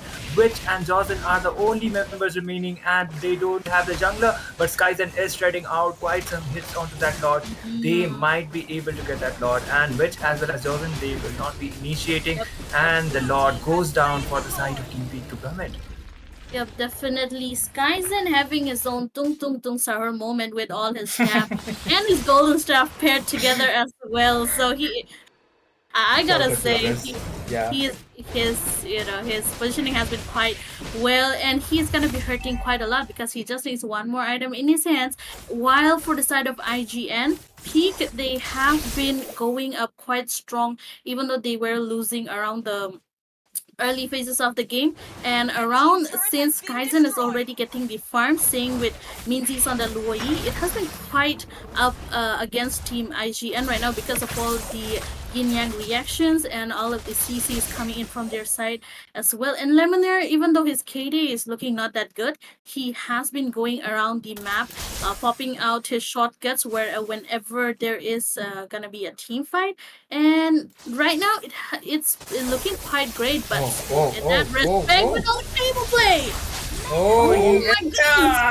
That overextension will be costing him his life. Instead, there comes the teleport.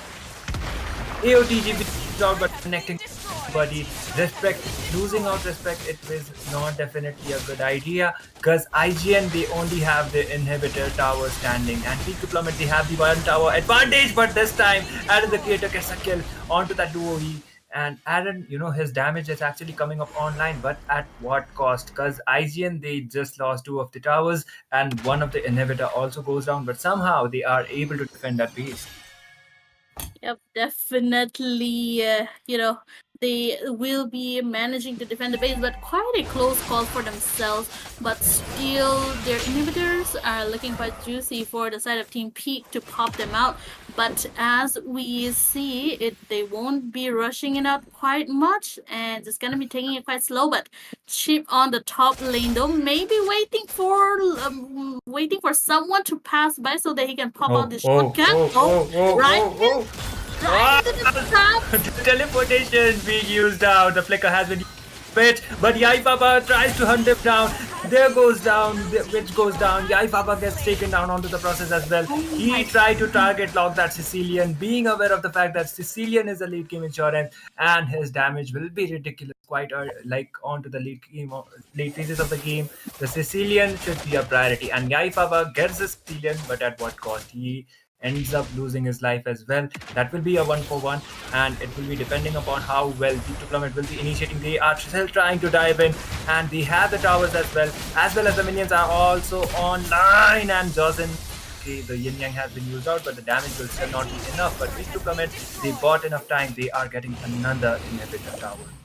Yep, definitely. IGN just buying enough time for themselves, defending their base before getting popped out by the side of Peak right there, but not for long because the Lord is starting from the side of Peak, and Lemonaire, oh my goodness, is trying his best to zone him out, followed up by Blade as well. There we go. Mario was trying to do that clutch Lord Steel, but he won't be able to do so. He will just be going down onto Sphere of Destruction did connect, but Skyzen won't be teleporting. He's coming back, and Skyzen onto a bad position. The immortality right on time, but he was falling down. Immortality was yet to be popped down. Skyzen buys it right on time, but still he tries to initiate.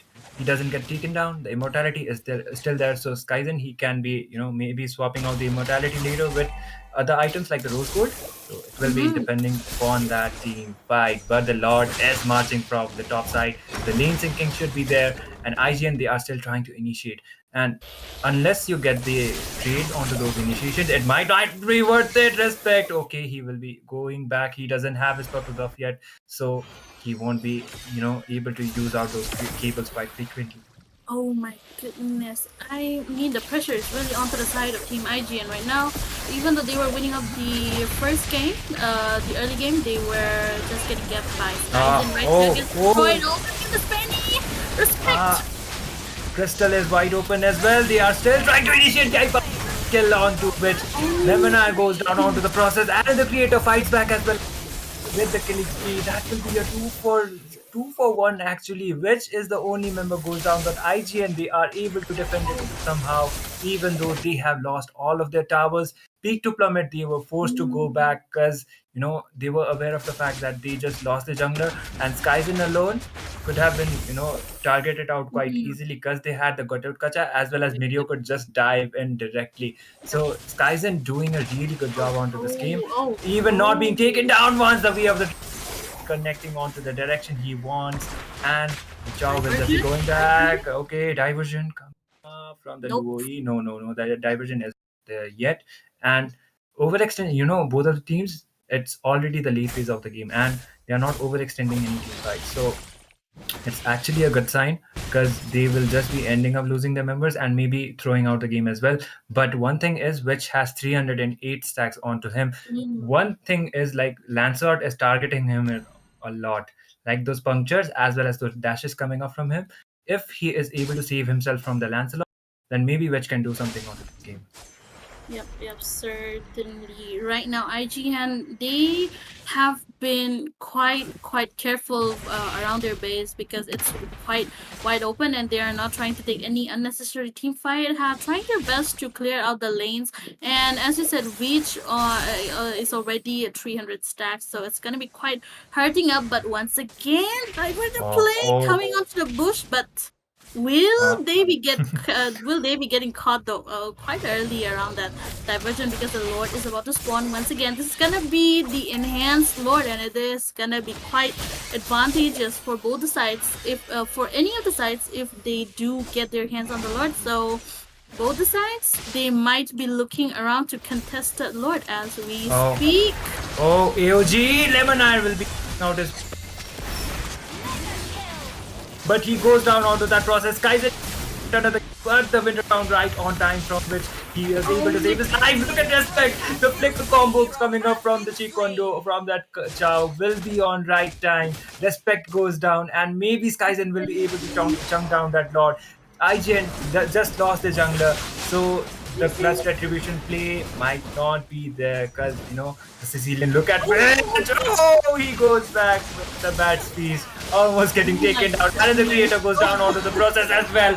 That was definitely an overextension side of Team IZ, and Zorzan as well as Mirio are the only members remaining, and looks like Team Peak to Plummet, they will not be wasting any more time. The crystals is there, the minions are there, as Skyzen is directly going on for the pick, and that will be it. Peak to Plummet takes the game number 1 in an absolute cinema of a match. Early game, IGN was winning, but late game, Skyzen popped up. Oh, quite ironic because IGN's draft had the late game security as well, but with the positioning of Skyzen and Luoi, Minzi's on that Luoi, it's been playing out quite well for their side.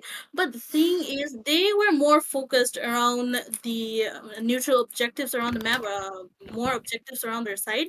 And even though Minzi's and her diversion did not quite play much did not connect much. There has been a lot of missed diversions, but it did all play out because Lemonade, even though his KD is not good, even though he got that silver, he really played a huge role around shaping the match for the side of Team Peak because they trusted in Lemonade and his shortcut, and he has been going around the map and just staying around the bush so that he could catch one or two members of the IGN off guard and pop out his shortcut, and it did work quite out well for the side of Peak. They have been patient from the early game, and from the mid to late, it was their time to shine. And for the side of IGN, one mistake that they did was going off alone here and there. A lot of overextensions did come from their side, so it has not been quite great for the side of IGN, I would say, even if their drop was quite superior. Another thing is like the irony. What actually popped up was Lancelot. He had more tower damage compared to Skyzen. And even if that was the case, Skyzen didn't even fell off once. So that was the main point. Being a Moskov, you have a lot of mobility, and against the Fanny, actually Moskov is a really good pick. He, like, if the Fanny tries to initiate, Moskov just comes up, lands up his stuns, or as well as those spears onto the wall, and he has the advantage of taking down that Fanny as well onto that process. So Skyzen's Moskov was a cherry on top for the side of Team Peak to Plummet. And as you said, Leminar, his KDA was not good, but he was the most contributing member side of his team, because as soon as the teleportation play, the shortcuts was being played out, they were getting the trades they want. It was 3 for 2, 4 for 2, but it was mostly for favorable for Team Peak to Plummet. So they got the advantages, and Peak to Plummet gets the victory for the first match. But second match, it will be quite interesting, because it will be a do or die for the side of Team IGN, and if they lose it out, they will be out from the top. So a lot of things are going to be onto the sticks. Certainly a lot of things at stake right now for the side of IGN. Peak as well, but it's match point for both the sides, because the you wouldn't want to go for a third game if I were Peak, because it anything could happen right there. So they would be looking to finish the game at a clean sweep. But for IGN, they will be looking for a reverse clap, and given their way the way they played on to the first match, it did not quite go well for their side. So maybe a redemption arc coming in from their side. But still, if we look at the bans, Peak decides to go for the Luoi ban as their choice, and Chip getting the respect ban as well. Both of these heroes, man, like, it was all teleported Team Peak to Plum, and they are aware that the Louis can be quite picked out. Like, there are high chances, because IGN, they have the first pick for their side, and the Louis was prioritized as the first pick before for the side of Team Peak to Plummet. So high chances, and looks like Respect, he is done with the Fanny for the series, like for the game, and he will be banning it out. He won't be giving Ifaba the Fanny as well, and maybe we might be seeing a utility kind of a draft, or maybe it will just stick around with the assassins. Yep, certainly. Because this time around, IGN, they decide the thing is, both the teams, they are just banning out their own heroes that they used from the last match, except for that Chip, actually, except for the Chip, because Chip has been being quite a menace towards the side of IGN, so it's quite understandable. Aside from a respect ban, when there is an ET in your opponent, we don't see Chip as a respect ban quite often. But Peak, they managed to pull out a chip respect ban from the side of IGN, and it's quite commendable. But once again, the Chip is gonna be getting his hands onto Zushin this time, and for the Ray, side of Peak, what will they be going for? Ray, your wife just got picked out from the side of Team IGN, and it will be the. Oh, And Zevo was glazing ET before, saying the Chip was not mostly banned out from any of the team. It is understandable. Art is a menace onto the Chip, but previously it was Leminar with those initiations. But for the side of Team IGN, they got the Jushin, but they will be giving out the Phobius as well as the Kalea for the side of Team Promet. Kalea should have been a flex pick, but they got the Phobius for the side. So it will be a Phobius CXP followed by the Kalea Roam, and IGN will be responding with a Lucas as well as a high loss. So in my prediction, it could be a Lucas Jungle as well as a high loss EXP, but you never know. And to respond against that Lucas, they instantly pick out the Arena. I kind of get the vibe of Kalea Jungle, but Nah, it's nah, only nah. on paper. It's only on paper. I don't think they'll do it. I don't think they'll do it. But well, a lot of chunky and beefy heroes getting used up from both the teams, getting picked up by both the teams. We got Lucas with the high loss, two of the beasts on the side of IGN, while we got two, jump onto you heroes from the side of Peak this time. Clay is gonna be quite a pick-off hero, but right now, Skyzen's Moskov getting banned from the side of Peak itself. Oh my goodness. I won't be surprised if they banned out they're more of their own heroes, maybe the Sicilian as well, but that won't be the case because both the mages has been picked off. Now the question remains: is the Lucas gonna be a jungle or is it gonna be pushed onto the EXP? Because Hylos as well is quite a flex pick, so we still gotta watch out for any possible jungle picks from the side of IGN. But quite a great job banning out that carry, don't you think, Itami? Definitely, since you have a Lucas as well as a Hylos. You know, these days we don't see the Hylos onto the Vengeance like we did before. It is a so there is a high possibility that Carrie is just going to be shredding you down once she gets her core items, as well as the game progresses onto the late game phases. But Peak to Plummet as well as IGN, they will be completing the banned routes. It will be the Gatot as well as the Suyo getting banned out. So Suyo, he is a juggler and he is one of the best junglers, I would say, onto this patch. Even after the adjustments he got, he is still a viable jungler. And Peak to Plummet will be depending upon what they will be picking it out. Maybe a gold lane for Skyzen or maybe Yaifa will be locking the jungle. Yep, certainly. Peak. They are quite considering a lot, but there we go. Claude.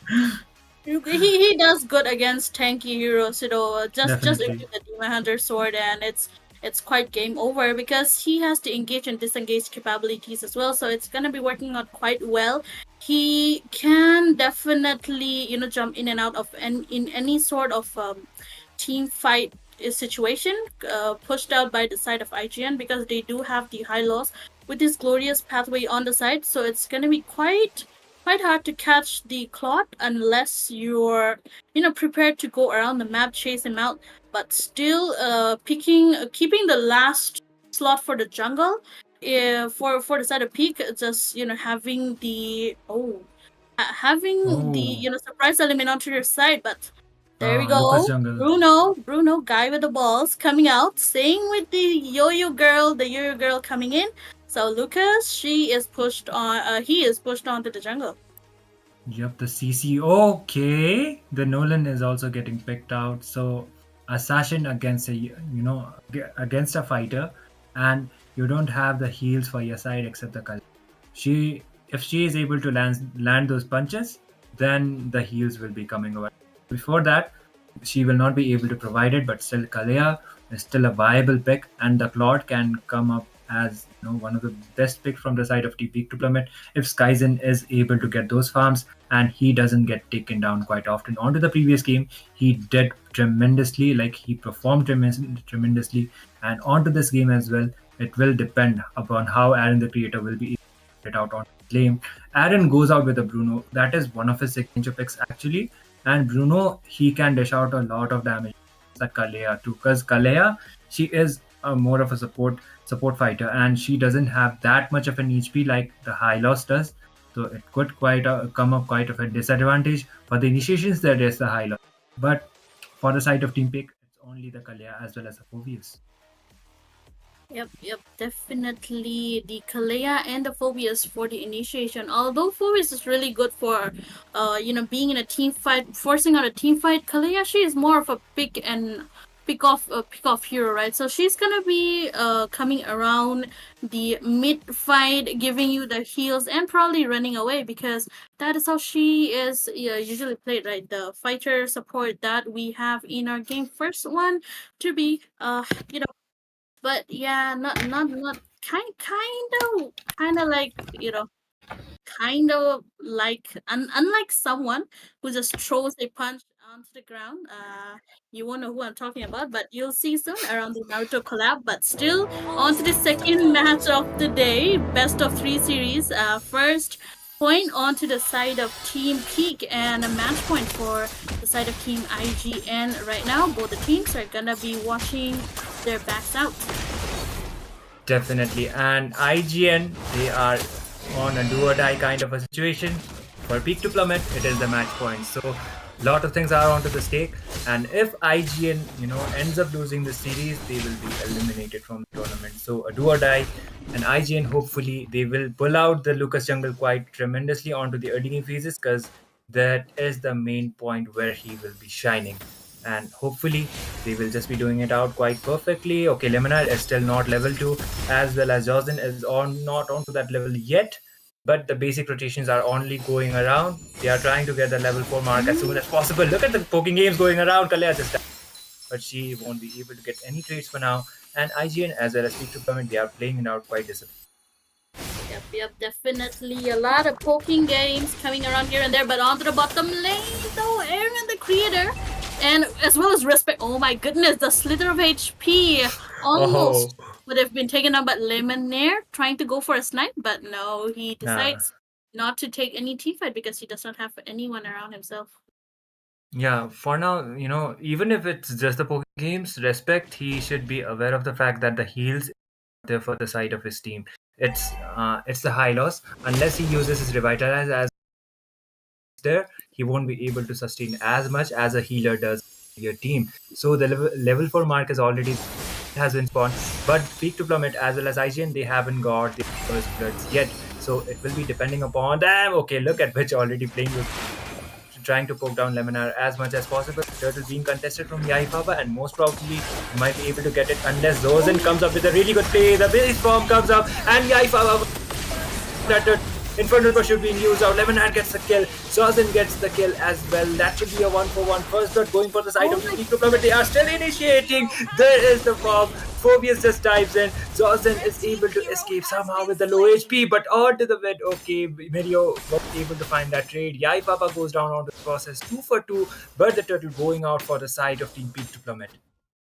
Yep, certainly. Turtle onto the side of Peak Deployment right now. Safe to say they won the team fight, but kind of lost around where they lost 2 people while chasing more and more.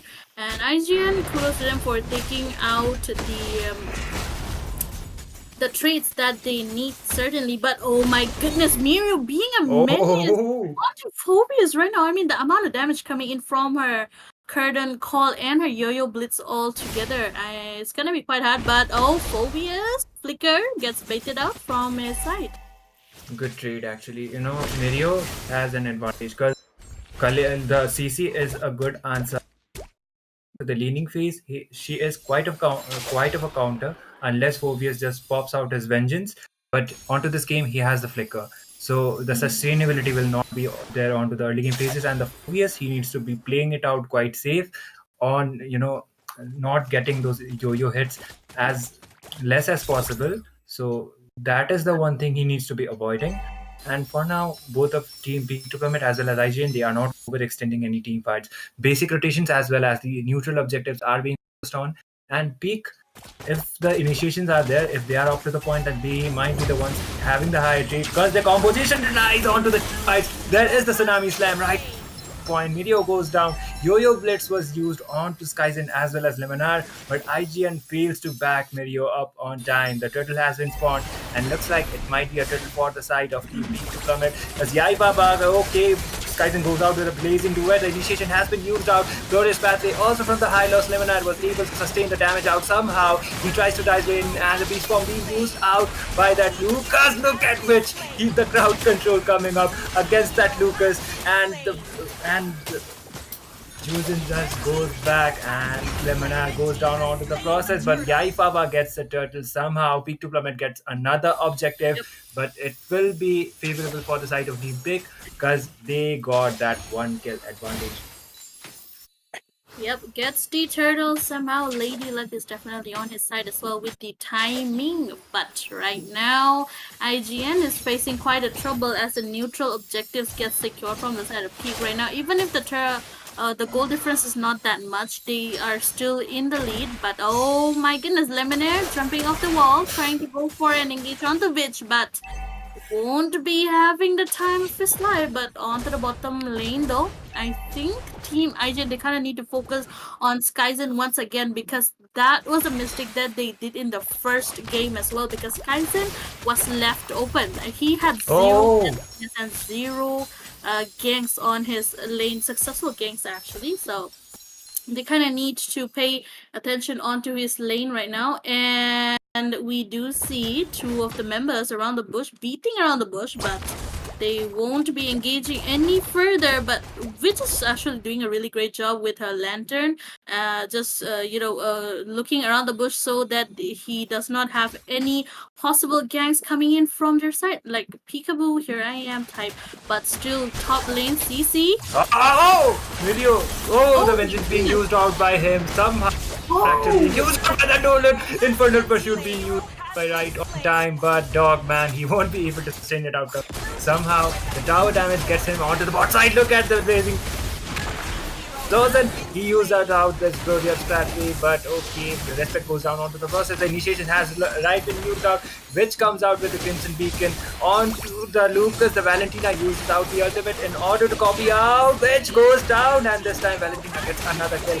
Lemonar with the initiation, that will be a double, and most probably that was a wipeout. It was a 4-for-1, favoring for the side of Team Peak to Plummet. So, as soon as the team fights being popped down, Peak to Plummet are the ones having the higher advantage.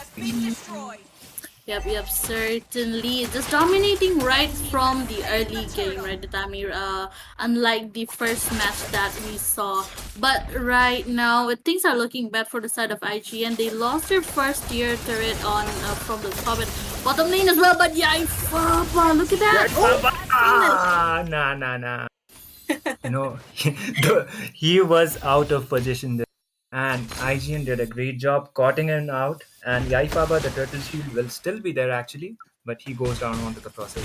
IGN, the comeback possibility is still there unless they find that trade like Team Peak to Plummet did before, the 4-for-1 kind of trade, or maybe a 4-for-0. If the trades go out onto the advantage, they will be able to keep up with the goal lead because it is extending. And Peak to Plummet, they have almost 5k goal lead for their side.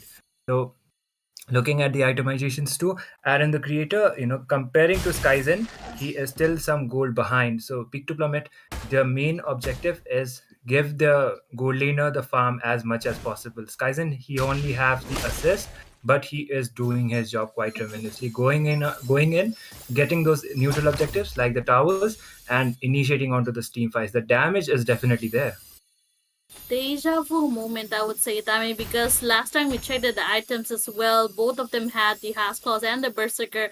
Same with the Holy Trinity from the side of, Muskov. It was last time the Skyzen on the Muskov, but this time it's on Claude. But Yaifaba getting caught up between three people, but he does get away with his fracture in his hands. Now, a good thing about Nolan is he does have his ult on quite the low cooldown, so he can just spam around here and there all the time. But Mirio, not aware that there are 4 people following him.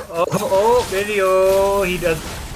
Oh, he did have his vengeance, but he goes down onto the process. That was way too much even for Mirio to be taking it. Now Skyset goes out with a blazing duet on.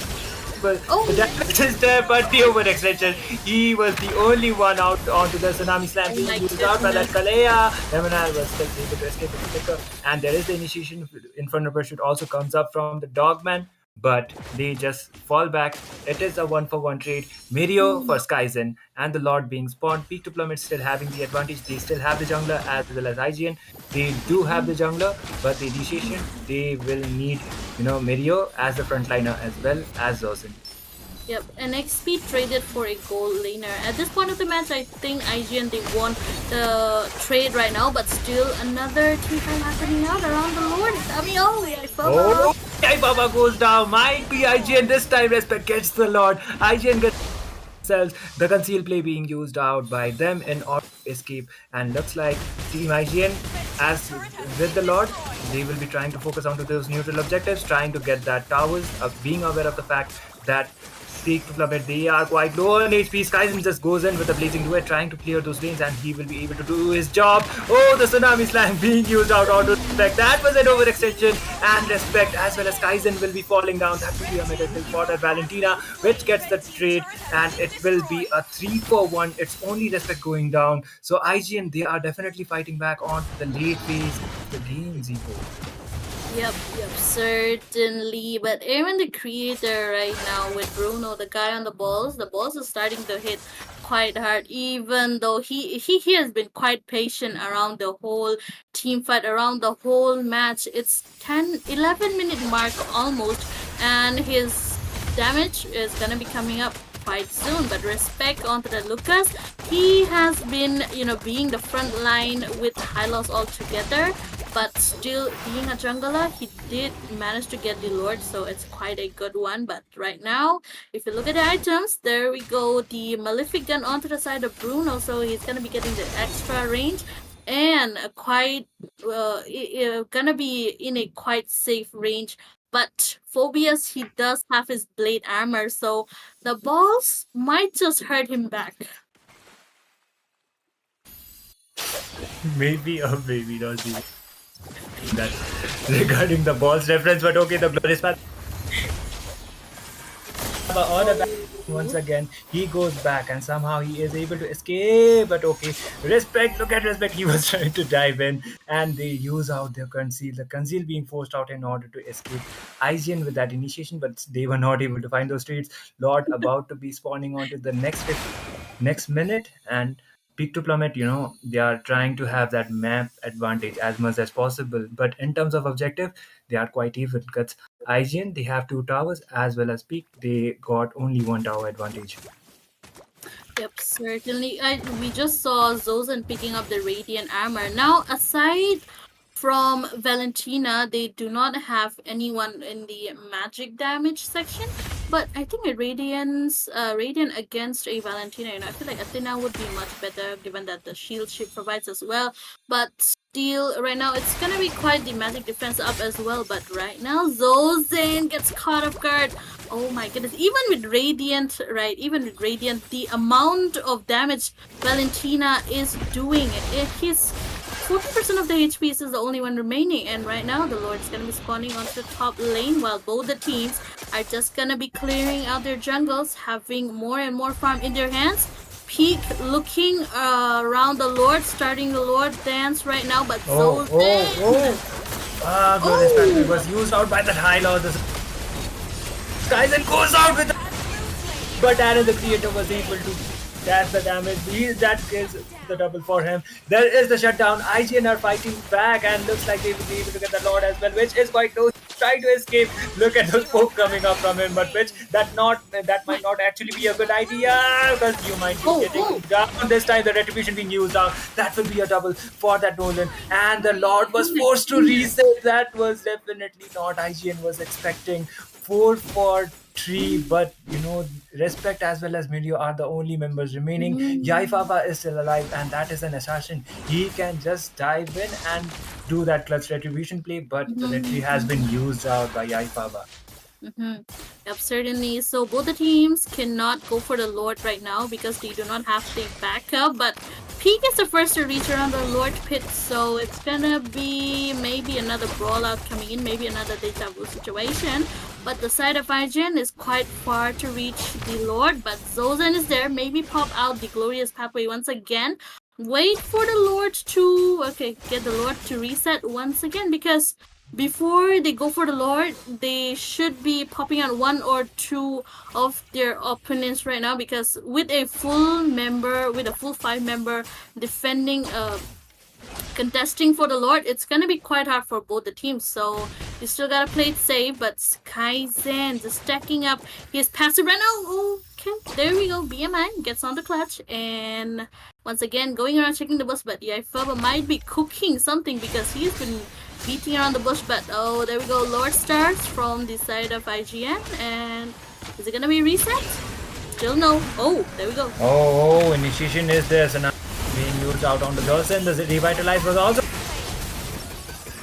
process. They are still trying to dive in with the Infernal. Darren the creator gets kill. Respect gets the kill as well, and looks like Peak to Plummet this time they will not be able to pick it out. IGN gets a 3 for 0 as well as the Lord for their side, so maybe IGN will be able to end the game. But look at Kaizen as well as the Valentina trying to go on to the top. They will be defending the inhibitor tower somehow, and they will be able to buy some time. Yep, leaving the Lord passive on to taking that inhibitor out, quite a great choice, because if it goes onto the base, it's gonna be hurting quite a lot. But still, pressure is not done yet from the side of IGN, as Peak is gonna be defending the Lord coming in from their side, and once again, okay, but still, on to that first wave. Getting the first inhibitor is actually a good sign.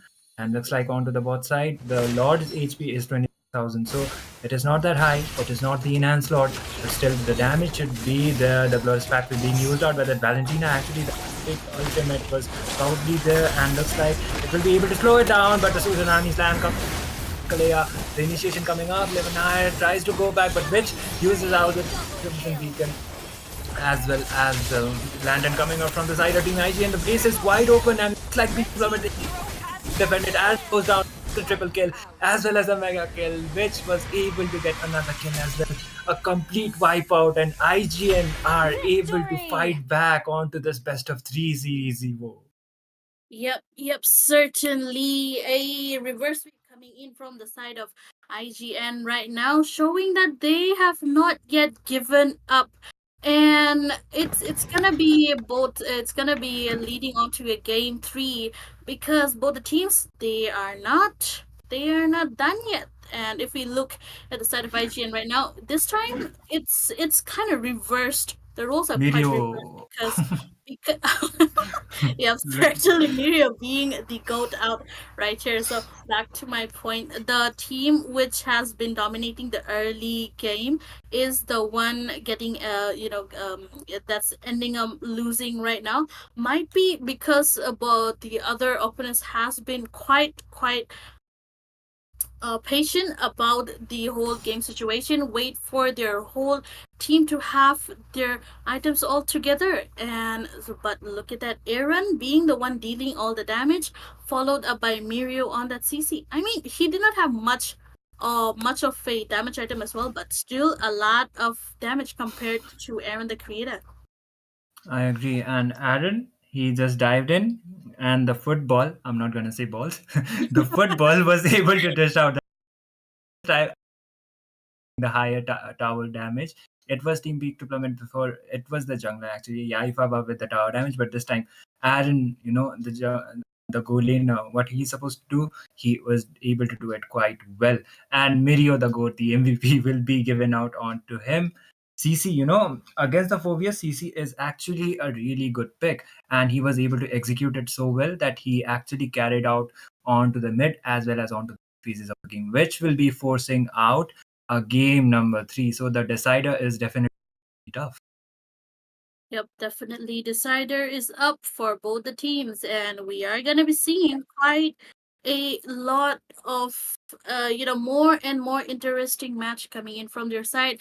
Mind you, this is a best of three series, so both the teams are gonna be having their heart all poured out in this third match, and can't wait to see how which team are gonna be coming out on top. But before we go for that, we might be, looking for a little water break. But right now, I would say for the side of Peak, their draft was good, really good. But the thing is, I would say they were lacking quite the crowd control, even though Minzy's was definitely cooking up there. But the final win did go onto the side of Team IGN. Definitely. And game number three will be forced out onto series. And hopefully, IGN as well as Peak to Plummet, they will be coming out on the best. One thing is Peak to Plummet, they came up with a lineup change. So maybe the synergy is not synerging at least, and that might be one of the reasons for the miscommunication that have been happening onto the game. And as soon as the game was progressing onto the mid as well as onto the late, IGN were able to find that difference, and they got the game number two. So to synergize well, the communication will should be a lot better compared to the second one, because the initiation were being done out from the side of Team Peak Deployment, but advantage, it was definitely for the side of Team IGN. So it is, if it is avoided this time onto the third game, then maybe Peak to Plummet will be finding that final piece onto the puzzle, and they will be getting the game number three. But you never know. Yep, certainly. And the match could be in hands of anyone because both teams are quite well matched, and we would like to see more and more games getting up from both sides, and we might just see more and more strategies, maybe different strategies like how we saw in Angela on the last match, the match before this IGN and IGN and Peak before, so it's gonna be quite an interesting match as well. But there we go, third match, the deciding match between Team IGN and Peak to Plummet. Both of them are gonna be trying out their best at winning this match because it is gonna be an elimination. So they are gonna be trying their best to stay in this tournament for that juicy prize pool. Yep, and the bans as well as the pick are going to be crucial part. Actually, the ban phase will be quite crucial. We are not going to be seeing that Badang onto the series, as well as Badang is getting mostly banned, and if he gets onto the right hands, the fisting as well as the walls coming up from him, it will be coming up quite handy for either of the teams, whether he goes down onto the EXP or even onto, you never know. And IGN, it looks like they have the trauma from the chip apparently. And first game, they don't want to be repeating it, and they are just going to be perma banning the chip. Peak to plummet, it will be depending upon what maybe onto the second game which the hero was picked out, like maybe the Lucas or maybe the CC, even the Bruno. He has less chances of getting banned out on the first phase draft actually. And the creator was the one who came up with that signature pick, and he was able, because Bruno, even after the nerf, the Malefic gun as well as the nerf on himself, he got quite forgettable, but still the damage is definitely there. This time, Peak to Plummet goes out with the Phobius ban, so they don't want Mirio to go out the Phobius either, and they don't want to pick out the Phobius for this. Yeah, certainly. The phobias was quite hard for the side of IGN to deal with, even if the pick went to the side of pick. So we do know Mirio and his signature pick is gonna be the phobias, so it's gonna be quite hard. So of course the ban is gonna be there, but the thing is, Kalia is not banned yet from either of the side. So we still gotta wait and see which team is gonna be banning out which hero. But right now, I kind of want to ban out the Zushin maybe, because last match it did give quite a trouble towards the side of Peak, and still Sicilian might be open. So first priority might go on to there, but there we go, Zushin ban coming in from the side of Peak this time. Yep, maybe they have the trauma from on to the previous game. He was quite a new against a tanky kind of a lineup. Jushin actually works because they don't have the mobility, and as much as you land the lantern, you will be able to drag those enemies here and there.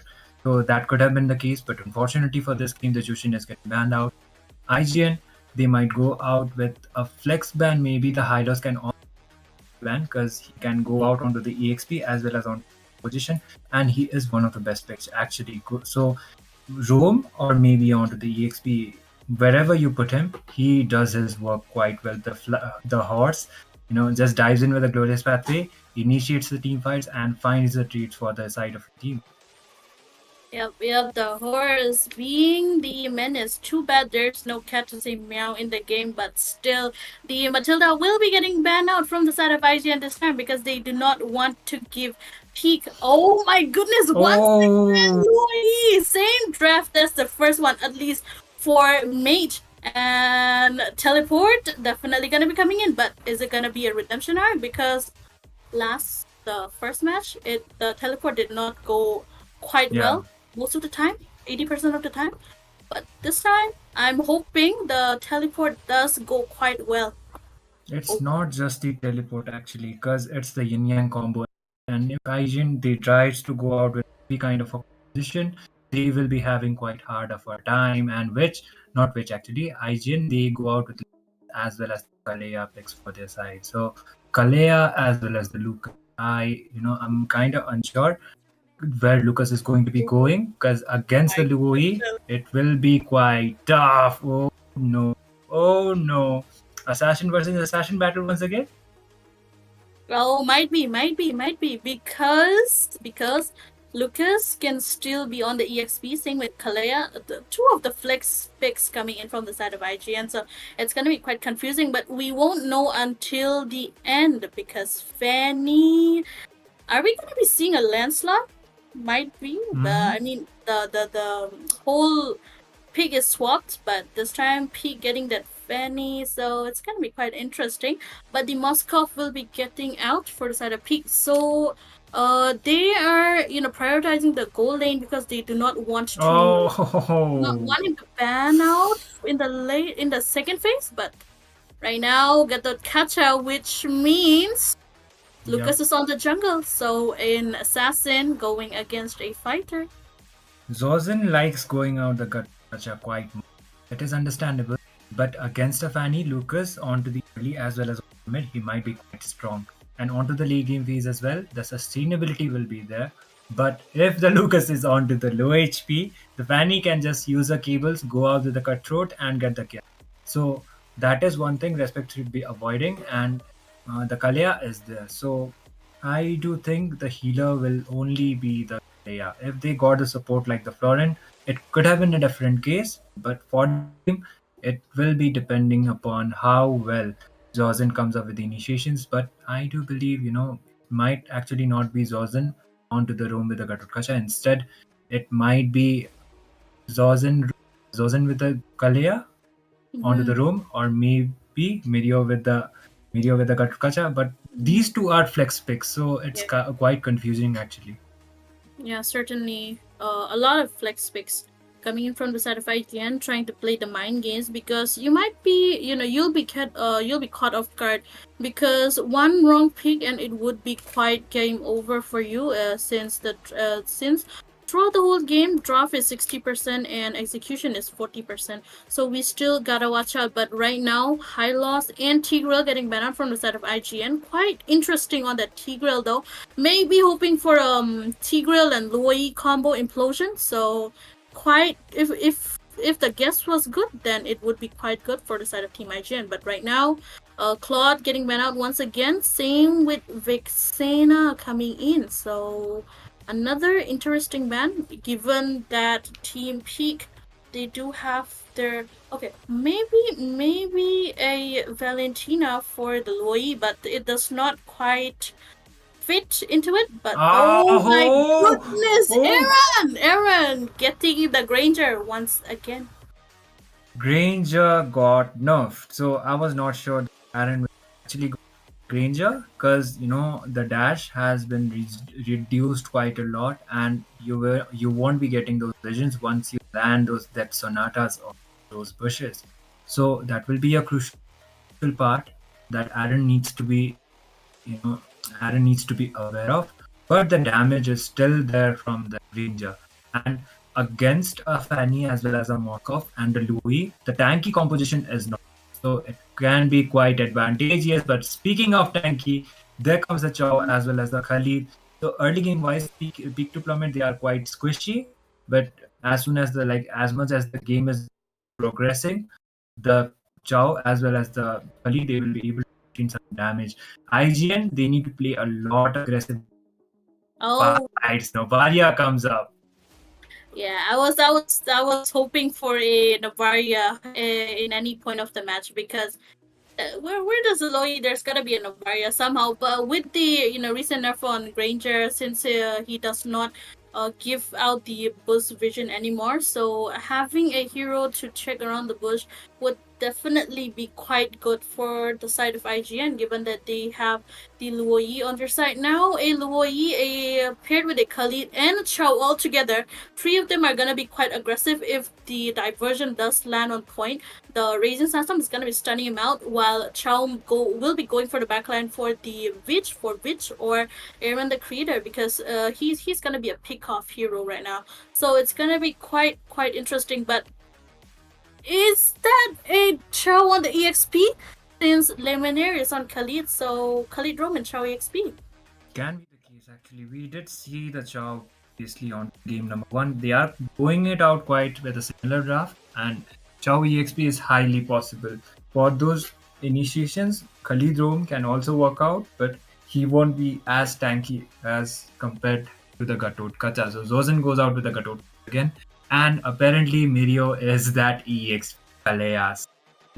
Initiations will definitely be there, but how well IGN will be adapting to it is the main question. So, without any further ado, the final game, game number 3, the decider between Team Peak to Plummet and IGN, will be beginning anytime soon. We are on to the screen. Shout out to our production, W animation. But here comes the game number 3. 5 seconds till the enemy reaches the Yep, battlefield. definitely. Smash them. Game number 3, match point for both the teams. Gonna be quite the battle coming in from both the sides. Now, yeah, Furba on to Fenny this time.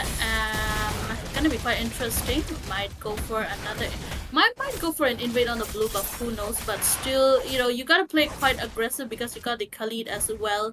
And a Chow going against a Kalea. He does have his immune, so he's gonna be quite good with the poking games around Mirio. But Lemonaire is there for the backup already. Oh, look at the actually. Now he is playing those poking games, but Virio, he doesn't have that much of a sustainability, and they are focusing on the total objectives as well as Peter trying to land that final hit onto the gold buff, and he will onto the laning phase. Actually, onto the close combat, Moskov has the high advantage, but the Granger onto the skills, he has more of a damage. So it will be completely depending upon how we're farming it out. And respect, I do think he is almost level 4. Looks like he might be. He will be trying to. The Yaifaba gets a level 4, and look at the Chow. He's still trying to dive in. Okay, Medio comes up with a touch, but the Tsunami Slam is not yet there still. And the Chow, he will be able to sustain it out somehow, and he just goes back. Yep, definitely gonna be poking around here and there and just going back to whatever you were doing in your own lane. But Aaron might be getting pressurized, might be getting cooked under the pressure cooker. But still, okay, never mind. The turtle is gonna be spawning onto the bottom lane, so they aren't gonna be focusing onto the bottom lane right now unless Louis plans for a diversion. But she does not have level 4 yet. And good for Fanny because she can surf around the map with her cables following around here and there, so she can be anywhere on the part of the map. But timing is also what is necessary right now. But look at that, Lemonaire going for the poke. Oh, Lemonaire quite deep, and he might not. Okay, the Tsunami Slam comes up onto Yaifa, but there is the sustain, and the first blood goes out for IGN. He gets the kill. Look at the AOTG almost connecting onto that Chow. It was right onto the point, but IGN gets the first blood, and most probably they will be trying to contest for another kill as well. They are making full use of that early game composition they have, and they get their first turtle. That diversion play comes from the Louis. It was way too late. There was no people, and IGN are quite leading in terms of the objectives. Yep, certainly objectives is looking great for the side of IGN right now. And if we look, Skyzen is having his time of his life around the Granger as well, but Aaron is not falling yet because of, oh my goodness, because of the backup from his team as well. But Mirio looking for a team fight around Skyzen right here. Okay. And looks like IGN, yeah, okay, the fear of destruction, but he won't be committing because Medio is still there, and the Kalea, he can just come up with the Tsunami Slams. Moskov doesn't have the Purify, so there are actually high chances he just gets caught out. Okay, the Dawn comes out from Jaws, and look at Lemonaire. He tries to dive in, but the damage will not be there from the Khalid. He is a Doma after all. That means he is more of a defense reliant of a player, and looks like Tsunami Slam being used out. Lemonaire dies out for that overextension. IGN making full use of that early game advantage, and so far so good for them. Yep, certainly. So far, so good for the side of IGN. Peak is just waiting it out, but Zolzan goes for Skyzen, but they might be losing off their first tier turret, but no. The gold shield is definitely gone for the side of Team Peak, although the turret is still standing, so good for them. But diversion coming in. Diversion. Which? Oh, which goes down. Maybe Dogman is able to get that kill. Diversion was right up to the point, but the picker was also on time. But Chow was forced out to use out his Shikondo as well as the picker. The Raging Sandstorm comes up on two people. Skyzen tries to dive in, but okay, there won't be any more trades. The turtle will be spawning, and IGN most probably they will be trying to contest that turtle because it will be quite crucial. And the tsunami slam comes up from the Mirio. Papa goes down on the process. That was a beautiful execution coming up. Retribution right on time from Respect. He goes in, he gets my the double, and IGN fights back. You take down Wedge, we take down 3 of your people. Oh my goodness. The amount of clapback that IGN is doing against Peak right now. I mean, 3-for-1 trade coming in from their side. You know, it has been quite IGN dominating the early game, but as we saw in the previous matches, the team who dominates first is the one falling down. But the question is, will the same be happening onto this third match? But Lemonade gets caught up by Zosen right there, goes for the triple sweep, but will be getting away. Oh, diversion once again, and the SOD as well! Oh, the AOTG won't be connecting actually, and Lemonade, he uses out the sand in order to heal, but look at the Novaria coming up with those, meteor showers as well as those plays, which is actually coming up quite handy. Chao was trying to initiate with the chip combo once again, but it won't be any more trades. IGN are having quite good early game advantage. Look, Skyzen goes down. That was a really good execution comes out from Mirio. The flicker as well as the tsunami slam was right onto point. Retribution he used up by Respect. He directly dives in. Dogman goes down. Yai Papa was also trying to do that cutthroat play, but Respect was full on HP and they were not able to find that trade. 2-for-0 once again going out for the side of Team IGN. They are locked in. Yai Papa is forced to go back, and that will be a C for God. Who needs Rasengan when you can just go brute force, right? And that is exactly what Lucas is doing. Respect is doing on Lucas right now. 5-0-2 in his KDA. Last match, Lucas was quite falling behind, but this time he decides to prove me wrong. He decides, I can play Lucas, and I'll show you how the Lucas is played. And once again, being the aggressive that Respect usually is, but still diversion quite missed onto the top lane, quite wasted I would say. But Turtle going onto the side of Team IGN as Peak is getting more pressure as they lose their neutral objectives and their objectives as well. But Skyzen definitely doing his work, taking the objectives from the top lane. While although there is a jungle invade coming in, but look at that Ferba, he goes for the opposite. One thing about Team Speak to Plummet, Skyzen, maybe it would have been a better option for him if he went out with being used out onto Yaifaba, but IGN is not there for that initiation. They are still trying to dive in, and Jozen as well as Respect are trying to dive in onto that Chao. Look at the damage coming off from that Lucas. The damage is definitely online because he has 5 kills onto his name, so it is quite understandable. And one thing I would like to mention is, Team Peak to Plummet, they decided to go out with those flickers instead of the Purify. And as soon as Milio is initiating, IGN are getting those trades. So it actually would have been better for Skyzen, at least, if he got that Purify. If he got it out, then maybe he would have just been cancelling it, but it's not happening. Yeah, it's definitely not happening right now. And Minzy's as well, not finding the solid ground that she needs. But onto the top lane, Tsunami Slam from Mirio. Oh my goodness, Blade flickers out on time. But Beach goes for a snipe. Onto Skyzer though, but they will still be backing away. And if you look at right now, the dire hit is definitely there for the side of Team Peak, going for the room and still a lot of pressure up top. Oh my God! Goodness! Add in the creator with the Granger, one of his Granger picks, and the damage is on lineup. He hasn't been taken down, and look at his stacks, 372 at 9 minutes onto the game. So, one thing for the side of Team Peak, they should be trying to target out Aaron. Oh my God!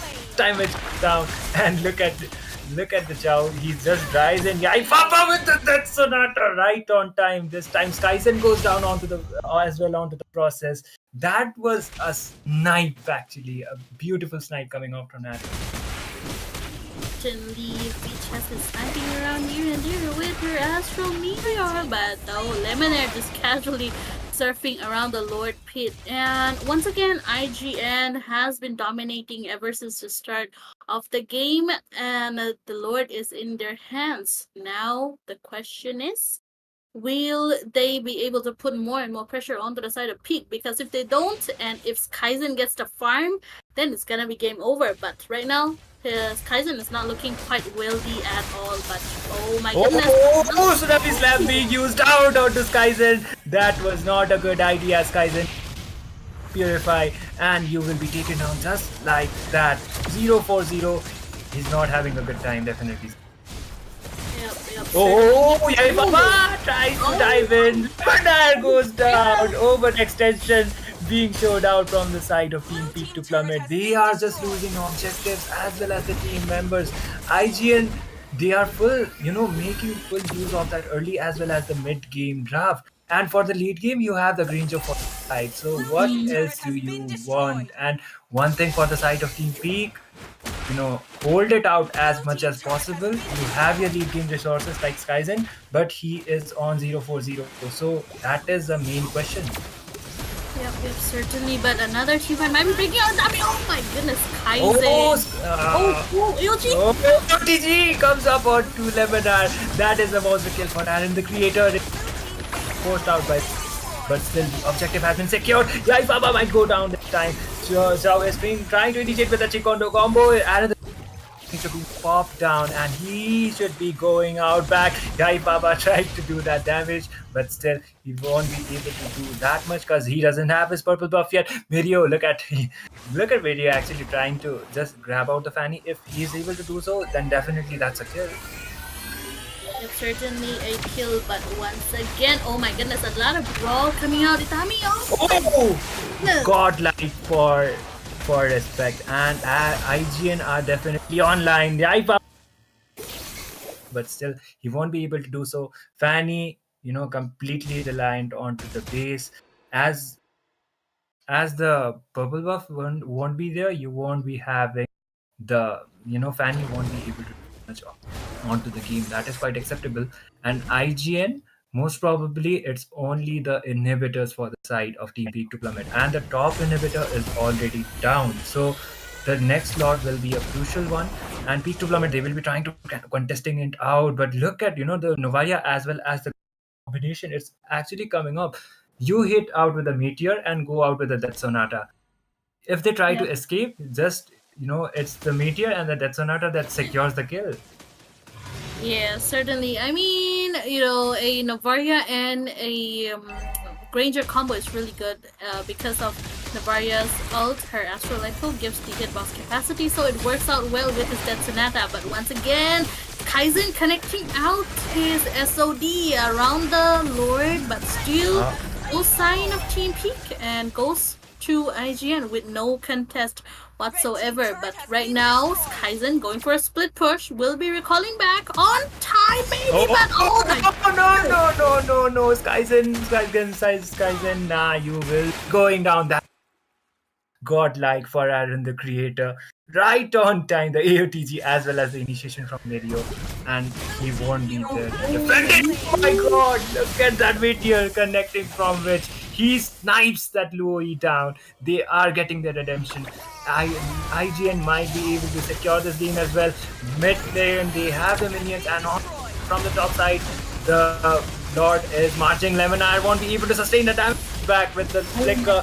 That feature being used out. Look at that. So damage slam comes up right out of time. Video will be time, but the overextension as well as the winter crown being coming off from respect, but they will just be marking down the base. IGN takes the game onto a reverse sweep, and they secure the series. Peak to Plummet has been eliminated.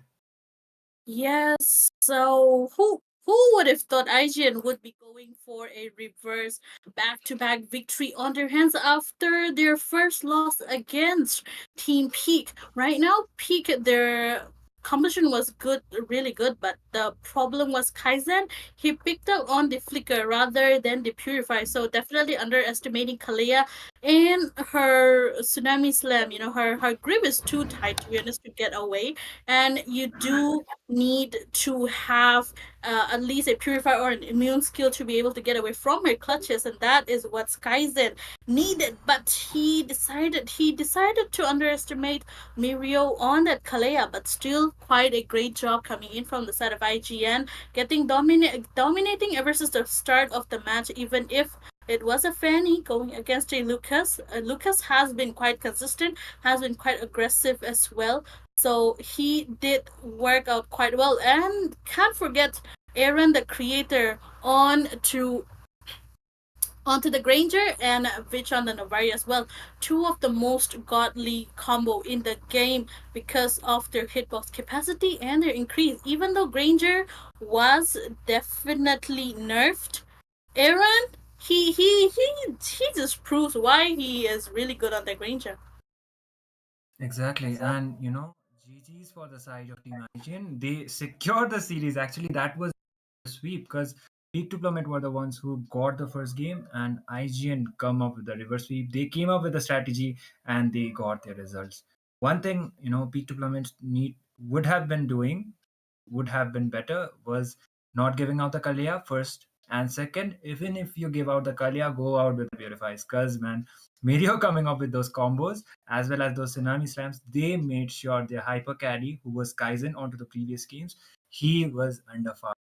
They made sure he was under farm. They got those objectives as well as they got the victory for their side. So, a win win for the side of Team IGN. Peak to Plummet, they will be coming up quite short and they will be eliminated from now onto the 2.0, but hopefully we will be seeing them onto the 3.0.